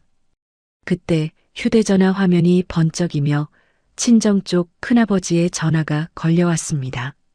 저는 심호흡을 크게 3번 반복하고 떨리는 목소리로 조심스럽게 전화를 받았습니다. 지원아, 너 도대체 밖에서 무슨 짓을 하고 다니는 거냐? 인터넷에 내 이름이랑 얼굴이 다 퍼졌어. 시어머니 칠순 돈 1,500만 원을 훔쳐서 도망갔다는 게 사실이냐? 큰아버지, 그거 다 박민준이 지어낸 새빨간 거짓말이에요. 제가 왜 그 사람 돈을 훔쳐요? 오히려 박민준이 제 휴대전화를 훔쳐서 3천만 원 대출을 받으려고 했단 말이에요. 아니 땐 굴뚝에 연기 나겠냐. 내 시어머니는 지금 충격받아서 병원에 입원까지 했다더라. 동네 사람들 보기 부끄러워서 내가 고개를 들고 다닐 수가 없어. 얼른 남편한테 돌아가서 싹싹 빌고 무조건 사과해라. 큰아버지의 매몰차고 차가운 목소리에 저는 눈앞이 아찔해졌습니다. 전화가 일방적으로 끊어지는 소리와 함께 제 가슴속 깊은 곳에서 서러움이 폭포수처럼 복복받쳐 올랐습니다. 명절마다 친정 식구들 챙기며 양손 무겁게 선물을 사들고 갔던 지난 시간들이 주마등처럼 스쳐 지나갔습니다. 피를 나눈 친척마저 인터넷의 가짜 뉴스에 선동되어 저를 의심하고 비난하는 끔찍한 현실에 온몸의 피가 차갑게 식어내렸습니다. 저는 바닥에 털썩 주저앉아 박민준이 올린 또 다른 기사 링크를 눌렀습니다. 지역 소규모 인터넷 언론사가 찍어 올린 자극적인 인터뷰 영상이었습니다. 화면 속 시어머니 최 여사는 동네 정형외과 병실 침대에 환자복을 겹쳐 입고 누워 있었습니다. 아이고, 기자 양반. 내 며느리가 평소에 나를 쥐잡듯이 잡아서 내가 결국 화병이 나서 쓰러졌어요. 칠순 잔치한다고 사람 100명이나 불러놓고 돈을 훔쳐서 도망가는 바람에 내가 길바닥에 나앉게 생겼습니다. 우리 불쌍한 아들은 어쩌면 좋아요. 최 여사는 눈물 한 방울 나오지 않는 마른 세수를 하며 과장되게 가슴을 팡팡 쳤습니다. 박민준과 최 여사는 자신들의 치부를 가리기 위해 철저하고 역겨운 언론 플레이를 펼치며 저를 사회적으로 매장하려 발악하고 있었습니다. 완벽했던 복수국이 예기치 못한 역풍을 맞았다는 위기감이 등골을 타고 서늘하게 흘러내렸습니다. 제가 조용히 관리하던 20억 원짜리 상가 건물 세입자들조차 흉흉한 소문을 듣고 저에게 의심 섞인 확인 전화를 걸어오는 실정이었습니다. 사방이 꽉 막힌 차가운 시멘트 벽에 혼자 갇힌 기분이었습니다. 외출조차 마음대로 할 수 없는 상황 속에서 쏟아지는 악플과 비난의 화살에 숨이 멎을 것만 같았습니다. 밤 11시가 훌쩍 넘어선 늦은 시간이었습니다. 빗줄기가 더욱 거세져 창문을 부술 듯이 세차게 때리고 있을 때 현관문 밖에서 무언가 둔탁하고 거친 소리가 들렸습니다. 쾅쾅쾅. 오피스텔 현관문을 누군가 거칠게 발로 차는 소리였습니다. 저는 숨을 헉하고 멈추고 현관문 쪽으로 까치발을 들고 소리 없이 다가갔습니다. 문에 달린 작은 렌즈를 통해 밖을 내다보자 빗물과 식은 땀에 흠뻑 젖은 박민준이 술에 잔뜩 취한 채 서 있었습니다. 그가 흥신소 심부름센터에 돈을 주고 제 임시 거처 주소를 기어코 알아내어 찾아온 것입니다. 아, 이지원. 당장 문 열어. 안에 숨어 있는 거 다 알아. 네가 감히 나한테 위자료 소송을 걸고 회사 감사팀에 투서를 넣어. 당장 고소 취하 안 하면 이 문 당장 부수고 들어가서 콱 죽여버릴 줄 알아. 박민준이 문고리를 미친 듯이 철컥거리며 끔찍한 살해 협박을 쏟아냈습니다.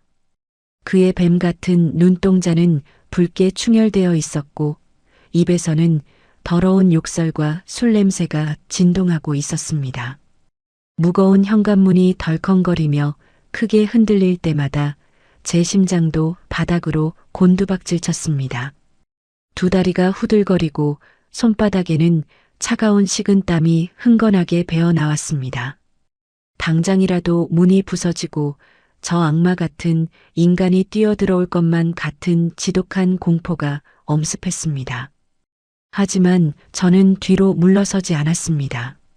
눈물을 거칠게 훔쳐내며 바들바들 떨리던 두 손을 꽉 쥐고 단단한 주먹을 말아쥐었습니다.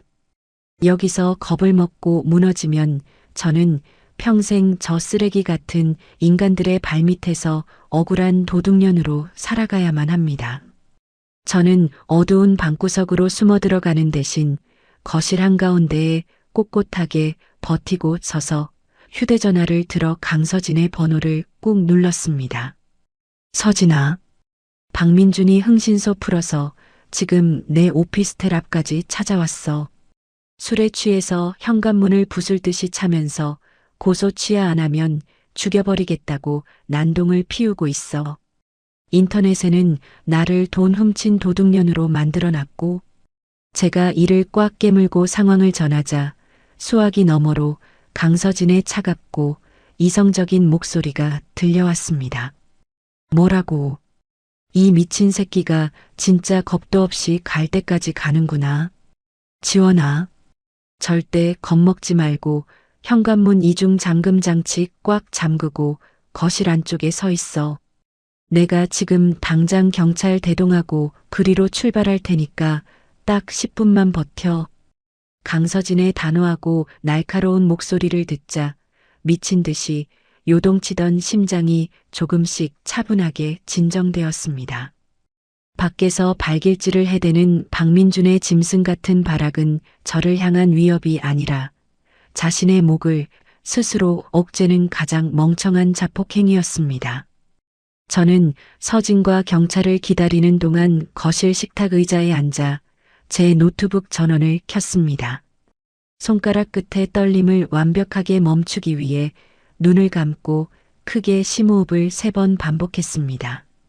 그리고 인터넷 창을 띄워 박민준이 올린 모든 허위 선동글과 상간녀가 단 익명 악플들을 화면에 띄웠습니다. 최 여사의 가짜 병원 인터뷰 영상과 기사 인터넷 주소까지 하나도 빠짐없이 선명하게 화면을 캡처하고 복사하여 PDF 파일로 저장하기 시작했습니다. 폴더 이름은 허위사실, 유포 및 명예훼손 증거라고 또박또박 적어 넣었습니다. 이것은 저들의 뻔뻔한 업무방해죄와 무고죄를 법정에서 입증할 가장 완벽하고 치명적인 법적 증거를 채집하는 정교한 과정이었습니다. 이어서 제 개인 보안 클라우드 저장소에 접속했습니다. 박민준이 제 스마트폰을 훔쳐 3천만 원 비대면 대출을 시도하던 거실홈 카메라 영상 원본을 바탕화면으로 조심스럽게 꺼내 놓았습니다. 그리고 그가 상간녀의 허리를 감싸고 평일 대낮에 무인 모텔로 쏙 들어가는 선명한 사진, 1,000만 원이 훌쩍 넘는 회사 법인카드를 유용한 영수증 결제, 내역 사본까지 완벽하게 하나의 큰 폴더에 압축하여 묶어두었습니다. 그들의 얄팍한 거짓말을 산산조각 낼 명백한 팩트와 시퍼런 증거들이 제 노트북 화면 속에서 눈부시게 번쩍이고 있었습니다. 저들은 고작 손가락으로 키보드 몇 번 두드려서 저를 사회에서 매장하려 했습니다. 하지만 저는 가장 합법적이고 잔인한 법의 테두리 안에서 그들의 사회적 생명과 경제적 숨통을 완전히 끊어버릴 무서운 단두대를 정교하게 조립하고 있었습니다. 저들을 향한 어설픈 동정심이나 일말의 망설임은 이제 단 1%도 남아있지 않았습니다. 현관문 밖에서는 여전히 박민준이 고래고래 악을 쓰며 문을 걷어차고 있었습니다. 하지만 제 귓가에는 그 위협적인 소리가 곧 경찰서 유치장 차가운 시멘트 바닥에서 질질 짜며 살려달라고 애원할 패배자의 구차하고 애처로운 소음으로밖에 들리지 않았습니다. 화면 속 마우스 커서를 빠르게 움직이는 제 눈빛은 겨울 새벽의 차가운 공기처럼 매섭고 날카롭게 빛나고 있었습니다. 쾅쾅쾅. 현관문이 부서질 듯한 거친 파열음이 차가운 오피스텔 복도를 날카롭게 찢어놓았습니다. 저는 거실 한가운데에 꼿꼿하게 서서 굳게 닫힌 철문을 서늘한 눈빛으로 노려보았습니다. 문 밖에서는 박민준이 짐승처럼 악을 쓰며 끔찍한 살해 협박을 멈추지 않았습니다. 아, 이지원, 당장 문 안 열어. 네가 감히 내 인터넷 글에 반박을 달고 경찰을 불러. 문 부수고 들어가서 진짜 가만 안 둘 줄 알아. 박민준의 목소리에는 도끼와 알코올 냄새가 끈적하게 배어 있었습니다. 제 심장은 여전히 빠르게 뛰고 있었지만 두려움 때문이 아니라 곧 눈앞에서 펼쳐질 완벽한 사냥에 대한 기대감 때문이었습니다. 저는 두 주먹을 꽉 쥐고 숨을 죽인 채 손목시계의 초침이 째깍거리는 소리에 집중했습니다. 그런데 그 순간 창밖을 때리던 거센 빗소리를 뚫고 요란한 경찰차 사이렌 소리가 오피스텔 주차장 쪽에서부터 날카롭게 울려 퍼졌습니다. 붉고 푸른 경광등 불빛이 젖은 유리창을 뚫고 거실 벽면에 어지럽게 번쩍였습니다. 동시에 복도 쪽에서 수많은 사람의 다급한 발소리가 쿵쾅거리며 울렸습니다. 경찰관님, 저기 저 남자입니다. 제 의뢰인의 거주지에 무단 침입을 시도하고 살해 협박을 하고 있는 현행범입니다. 당장 체포해 주세요.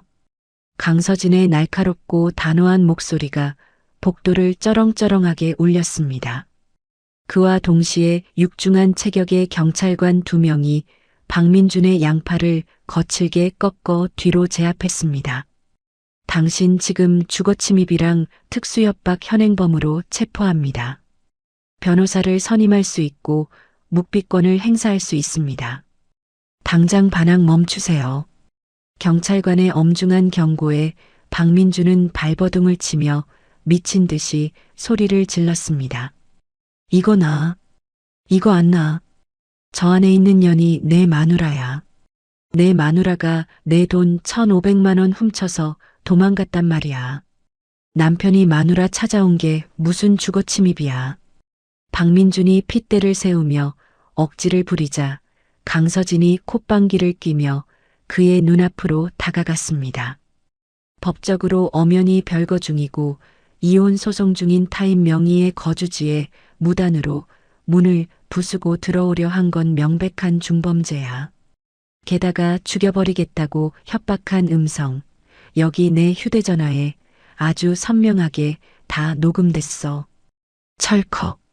차가운 금속 마찰음과 함께 박민준의 두 손목에 은빛 수갑이 단단하게 채워졌습니다.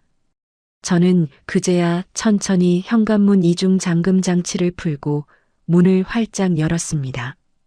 복도에 차가운 공기가 밀려 들어옴과 동시에 수갑을 찬 채 바닥에 무릎이 꺾인 박민준의 처절하고 찌질한 얼굴이 제 시야에 완벽하게 들어왔습니다.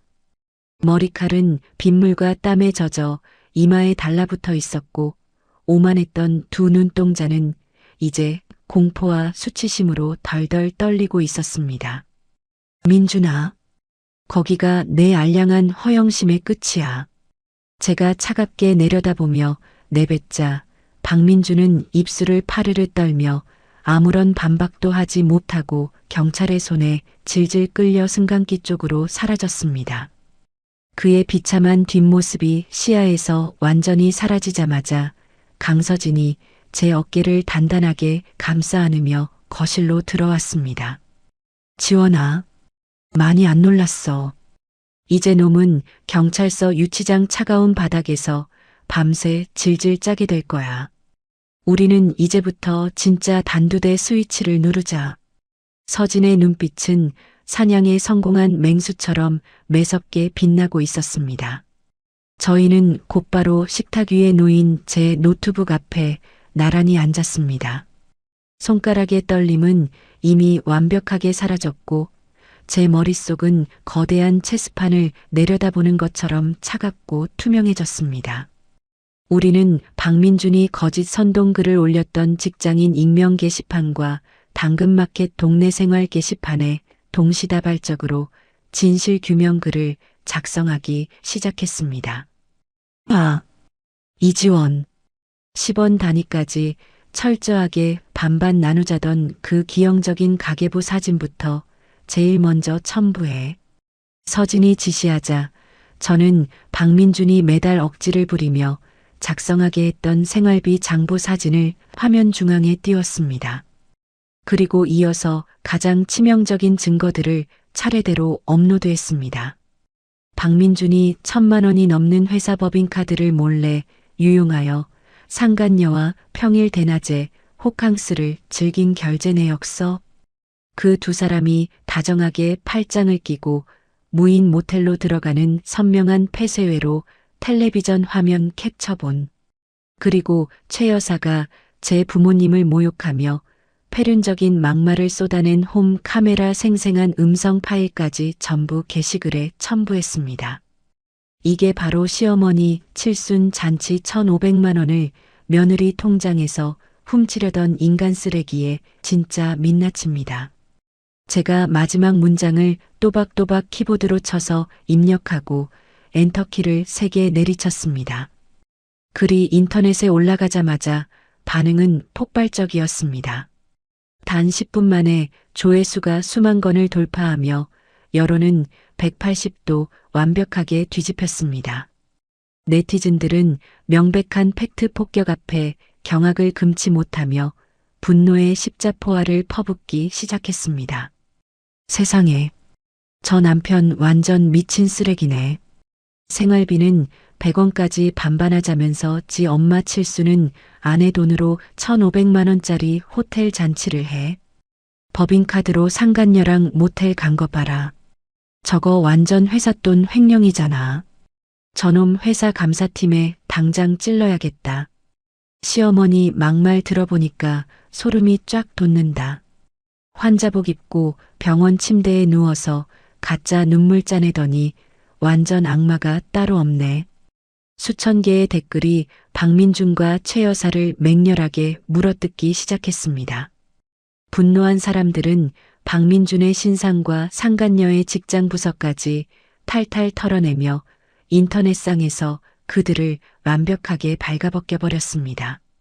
그 광경을 모니터로 지켜보던 저는 참았던 묵은 체증이 한순간에 씻겨 내려가는 짜릿한 카타르시스를 느꼈습니다. 그때 강서진이 노트북 옆에 두꺼운 고소장 뭉치를 툭 올려놓으며 서늘하게 웃었습니다. 지원아, 이게 끝이 아니야. 대형 로펌 이름으로 들어가는 단체 고소장이야. 박민준, 상간녀, 그리고 인터넷에서 너한테 입에 담지도 못할 허위 사실 유포한 악플러 50명 명단 싹 다 출연했어. 악플러 10명 전부 형사고소 들어가는 거야. 당연하지. 사이버 명예훼손에 무고죄까지 싹 다 걸었어. 합의금은 한 사람당 최소 1,000만 원씩 부를 거야. 놈들이 내 가슴에 박은 대못 전부 돈과 빨간 줄로 갚아주게 만들어야지. 서진의 자비 없는 법적 처단에 저는 고개를 강하게 끄덕였습니다. 우리의 반격은 여기서 멈추지 않았습니다. 다음 날 아침 9시 정각, 인터넷에 명백한 횡령 증거까지 낱낱이 폭로되자 박민준 회사의 감사팀은 즉각 비상징계위원회를 열었습니다. 수많은 직원이 보는 앞에서 박민준과 상간녀는 대기 발령 조치 통보를 받았고 회사는 1,000만 원대 법인카드 유용 혐의로 두 사람을 경찰에 정식 수사 의뢰했습니다. 하루아침에 밥줄이 끊기고 전과자가 될 위기에 처한 것입니다.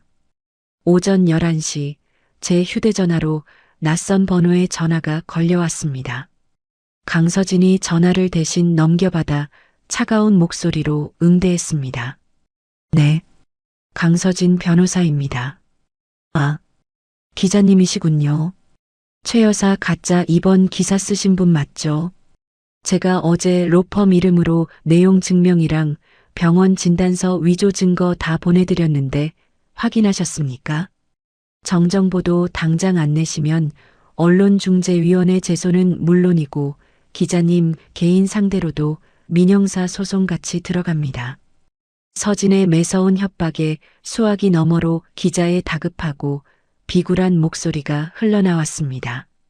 그리고 단 30분 뒤 포털 사이트 메인 화면에 최 여사의 자작극을 통렬하게 비판하는 정정 보도 기사가 대문짝만하게 실렸습니다.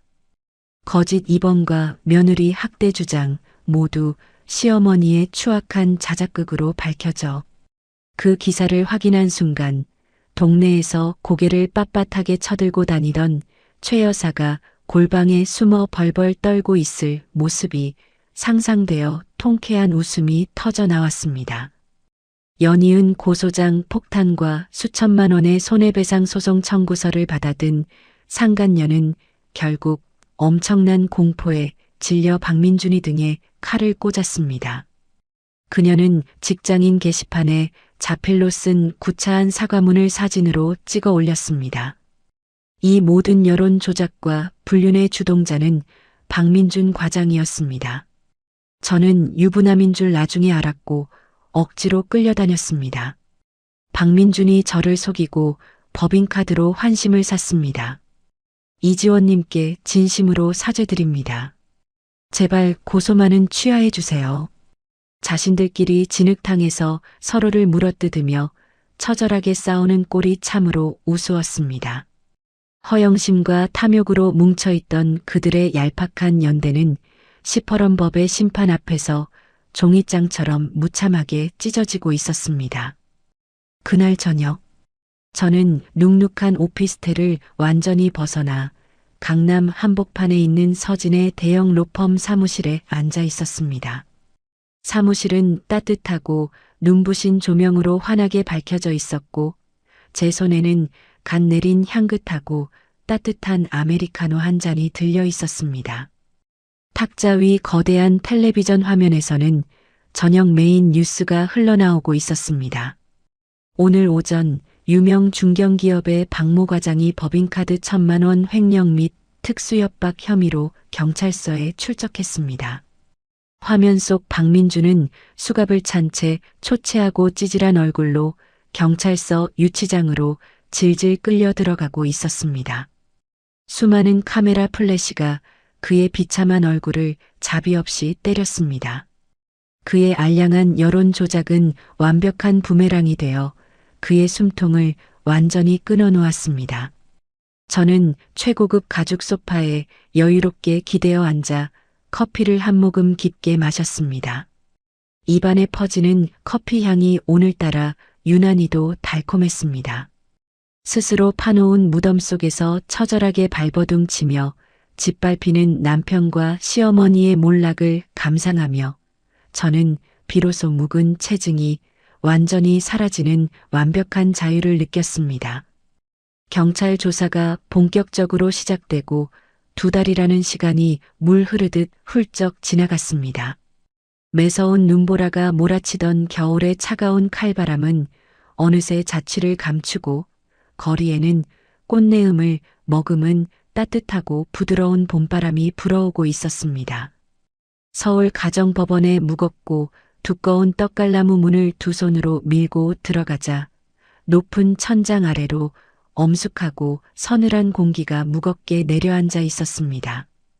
법정의 커다란 유리 창문을 통해 눈부신 아침 햇살이 길게 쏟아져 들어왔지만 피고인석에 웅크리고 앉아있는 박민준의 주변만큼은 짙은 먹구름이 낀 것처럼 유독 어둡고 습해 보였습니다. 그의 몸에서는 며칠 동안 제대로 씻지 못한 퀴퀴한 땀 냄새와 싸구려 소주 냄새가 역겹게 섞여 코를 찌르고 있었습니다. 반면 원고석에 허리를 곧게 펴고 앉은 제 주변은 맑고 향긋한 봄꽃 향기로 가득 채워져 있었습니다. 새로 맞춘 밝은 베이지색 정장을 입은 제 어깨에는 구김살 하나 없이 당당하고 꼿꼿한 여유가 강물처럼 흐르고 있었습니다. 박민준은 초점 잃은 퀭한 두 눈으로 연신 법정 바닥만 뚫어져라 쳐다보며 고개를 숙이고 있었습니다. 그의 손톱은 극도의 불안감에 이빨로 물어뜯어 붉은 피가 맺혀 있었고 앙상해진 두 다리는 사시나무 떨리듯 덜덜 떨리고 있었습니다. 그의 바로 뒤 방청석 구석에 쪼그려 앉은 시어머니 최 여사의 모습은 더욱 비참하고 처절했습니다. 최 여사는 허리가 심하게 굽은 채 낡은 나무 지팡이에 겨우 몸을 의지하고 있었고 과거에 동네방네 허세를 부리던 오만했던 얼굴은 온데간데 없이 푹 꺼진 볼창과 검게 죽은 거친 피부만이 흉하게 남아 있었습니다. 저는 두 손을 무릎 위에 단정하게 모으고 정면을 향해 한치의 흔들림 없는 곱고 서늘한 시선을 보냈습니다. 입가에는 완벽한 승리를 확신하는 우아한 미소가 잔잔하게 번져 있었습니다. 박민준이 고개를 돌려 애처로운 눈빛으로 저를 쳐다보며 입술을 달달 떨었지만 저는 그를 마치 길바닥에 굴러다니는 더러운 돌멩이를 보듯 완벽하게 무시해버렸습니다. 피고 박민준은 혼인 파탄의 중대한 책임이 명백히 인정되므로 원고 이지원에게 정신적 피해 보상 위자료 3천만 원을 즉각 지급하라. 또한 원고가 친정아버지로부터 상속받은 20억 원 상당의 상가 건물은 피고의 재산 형성 기여도가 단 1%도 없으므로 피고의 재산 분할 청구를 완벽하게 기각한다. 판사가 두꺼운 판결문을 천천히 낭독하는 그 단호하고 준엄한 목소리가 법정 안을 쩌렁쩌렁하게 울렸습니다. 그 순간 박민준의 마지막 동아줄이었던 얄팍한 탐욕의 끈이 완전히 산산조각 나며 끊어져 버렸습니다. 그는 1,000만 원 이상의 회삿돈을 횡령하고 저를 향해 살해 협박을 가한 혐의로 결국 다니던 대기업에서 비참하게 징계해고를 당했습니다. 그가 평생을 바쳐 모은 피 같은 퇴직금은 호텔 칠순 잔치 위약금 1,200만 원과 회사 법인카드 횡령액을 배상하느라 단 1원도 남지 않고 전부 압류당해 버렸습니다. 이어지는 형사재판에서도 그의 특수협박과 금융범죄가 모두 유죄로 인정되어 집행유예 2년과 거액의 벌금형이라는 빨간 줄 전과 기록을 목에 걸게 되었습니다. 이제 그는 대한민국의 그 어떤 번듯한 직장에도 취업할 수 없는 완벽한 신용불량자이자 사회의 낙오자로 전락한 것입니다. 아이고, 판사님, 우리 아들 억울하고 불쌍해서 어떡합니까? 저 독하고 무서운 며느리년이 내 아들 앞길을 완전히 다 망쳐놨어요. 제발 우리 아들 좀 살려주세요. 최 여사가 바닥에 털썩 주저앉아 앙상한 가슴을 팡팡 치며 짐승처럼 울부짖었습니다. 조용히 하세요. 신성한 법정에서 계속 소란을 피우시면 즉각 밖으로 퇴정 조치하겠습니다. 건장한 법원 경비원이 최 여사의 굽은 어깨를 거칠게 잡아끌며 단호하고 무섭게 경고했습니다. 모든 재판이 끝나고 법원 밖 복도로 당당하게 걸어 나오자 박민준이 헐레벌떡 뛰어와 제 바지가랑이를 덥석 붙잡으며 바닥에 무릎을 꿇었습니다. 지원아, 내가 정말 악마에 씌어 미쳤었나 봐. 다 내 잘못이야. 제발 내 건물 지분 아주 조금만 단돈 1,000만 원이라도 떼어주면 안 될까? 나 지금 신용카드 빚에 고금리 사채 이자까지 눈덩이처럼 쌓여서 길거리에 나 앉아 굶어 죽게 생겼어. 제발 한 번만 살려줘. 박민준이 체면도 다 버린 채 더러운 눈물과 콧물을 질질 흘리며 구차하게 애원했습니다. 저는 신고 있던 구두굽으로 박민준의 손을 아주 차갑고 매몰차게 쳐냈습니다. 이 더러운 손 당장 치워. 네가 감히 우리 아버지가 피땀 흘려 남겨주신 소중한 유산을 탐내. 매달 생활비 10원짜리 하나까지 철저하게 반반 나누자며 내 피를 말리고 숨통을 조이던 내 원칙대로 살아. 남은 평생 그 더러운 사채빚이나 내상간녀랑 10원 단위로 반반씩 짊어지고 평생 바닥을 기어다니라고. 제가 얼음장처럼 차가운 목소리로 날카롭게 쏘아붙이자 박민준은 바닥에 시커먼 얼굴을 묻고 짐승처럼 오열했습니다. 그의 끔찍한 오열 소리를 귓등으로 흘려보내며 제 마음속에는 지난 3년 동안 무겁게 짓눌려 있던 모든 억울한 응어리가 봄눈이 녹아내리듯 완벽하게 사라졌습니다. 결혼 생활 내내 식모 취급을 받으며 갉아먹혔던 자존감의 깊은 상처가 말끔히 치유되고 제 진짜 빛나는 가치와 힘을 온전히 깨닫게 된 것입니다.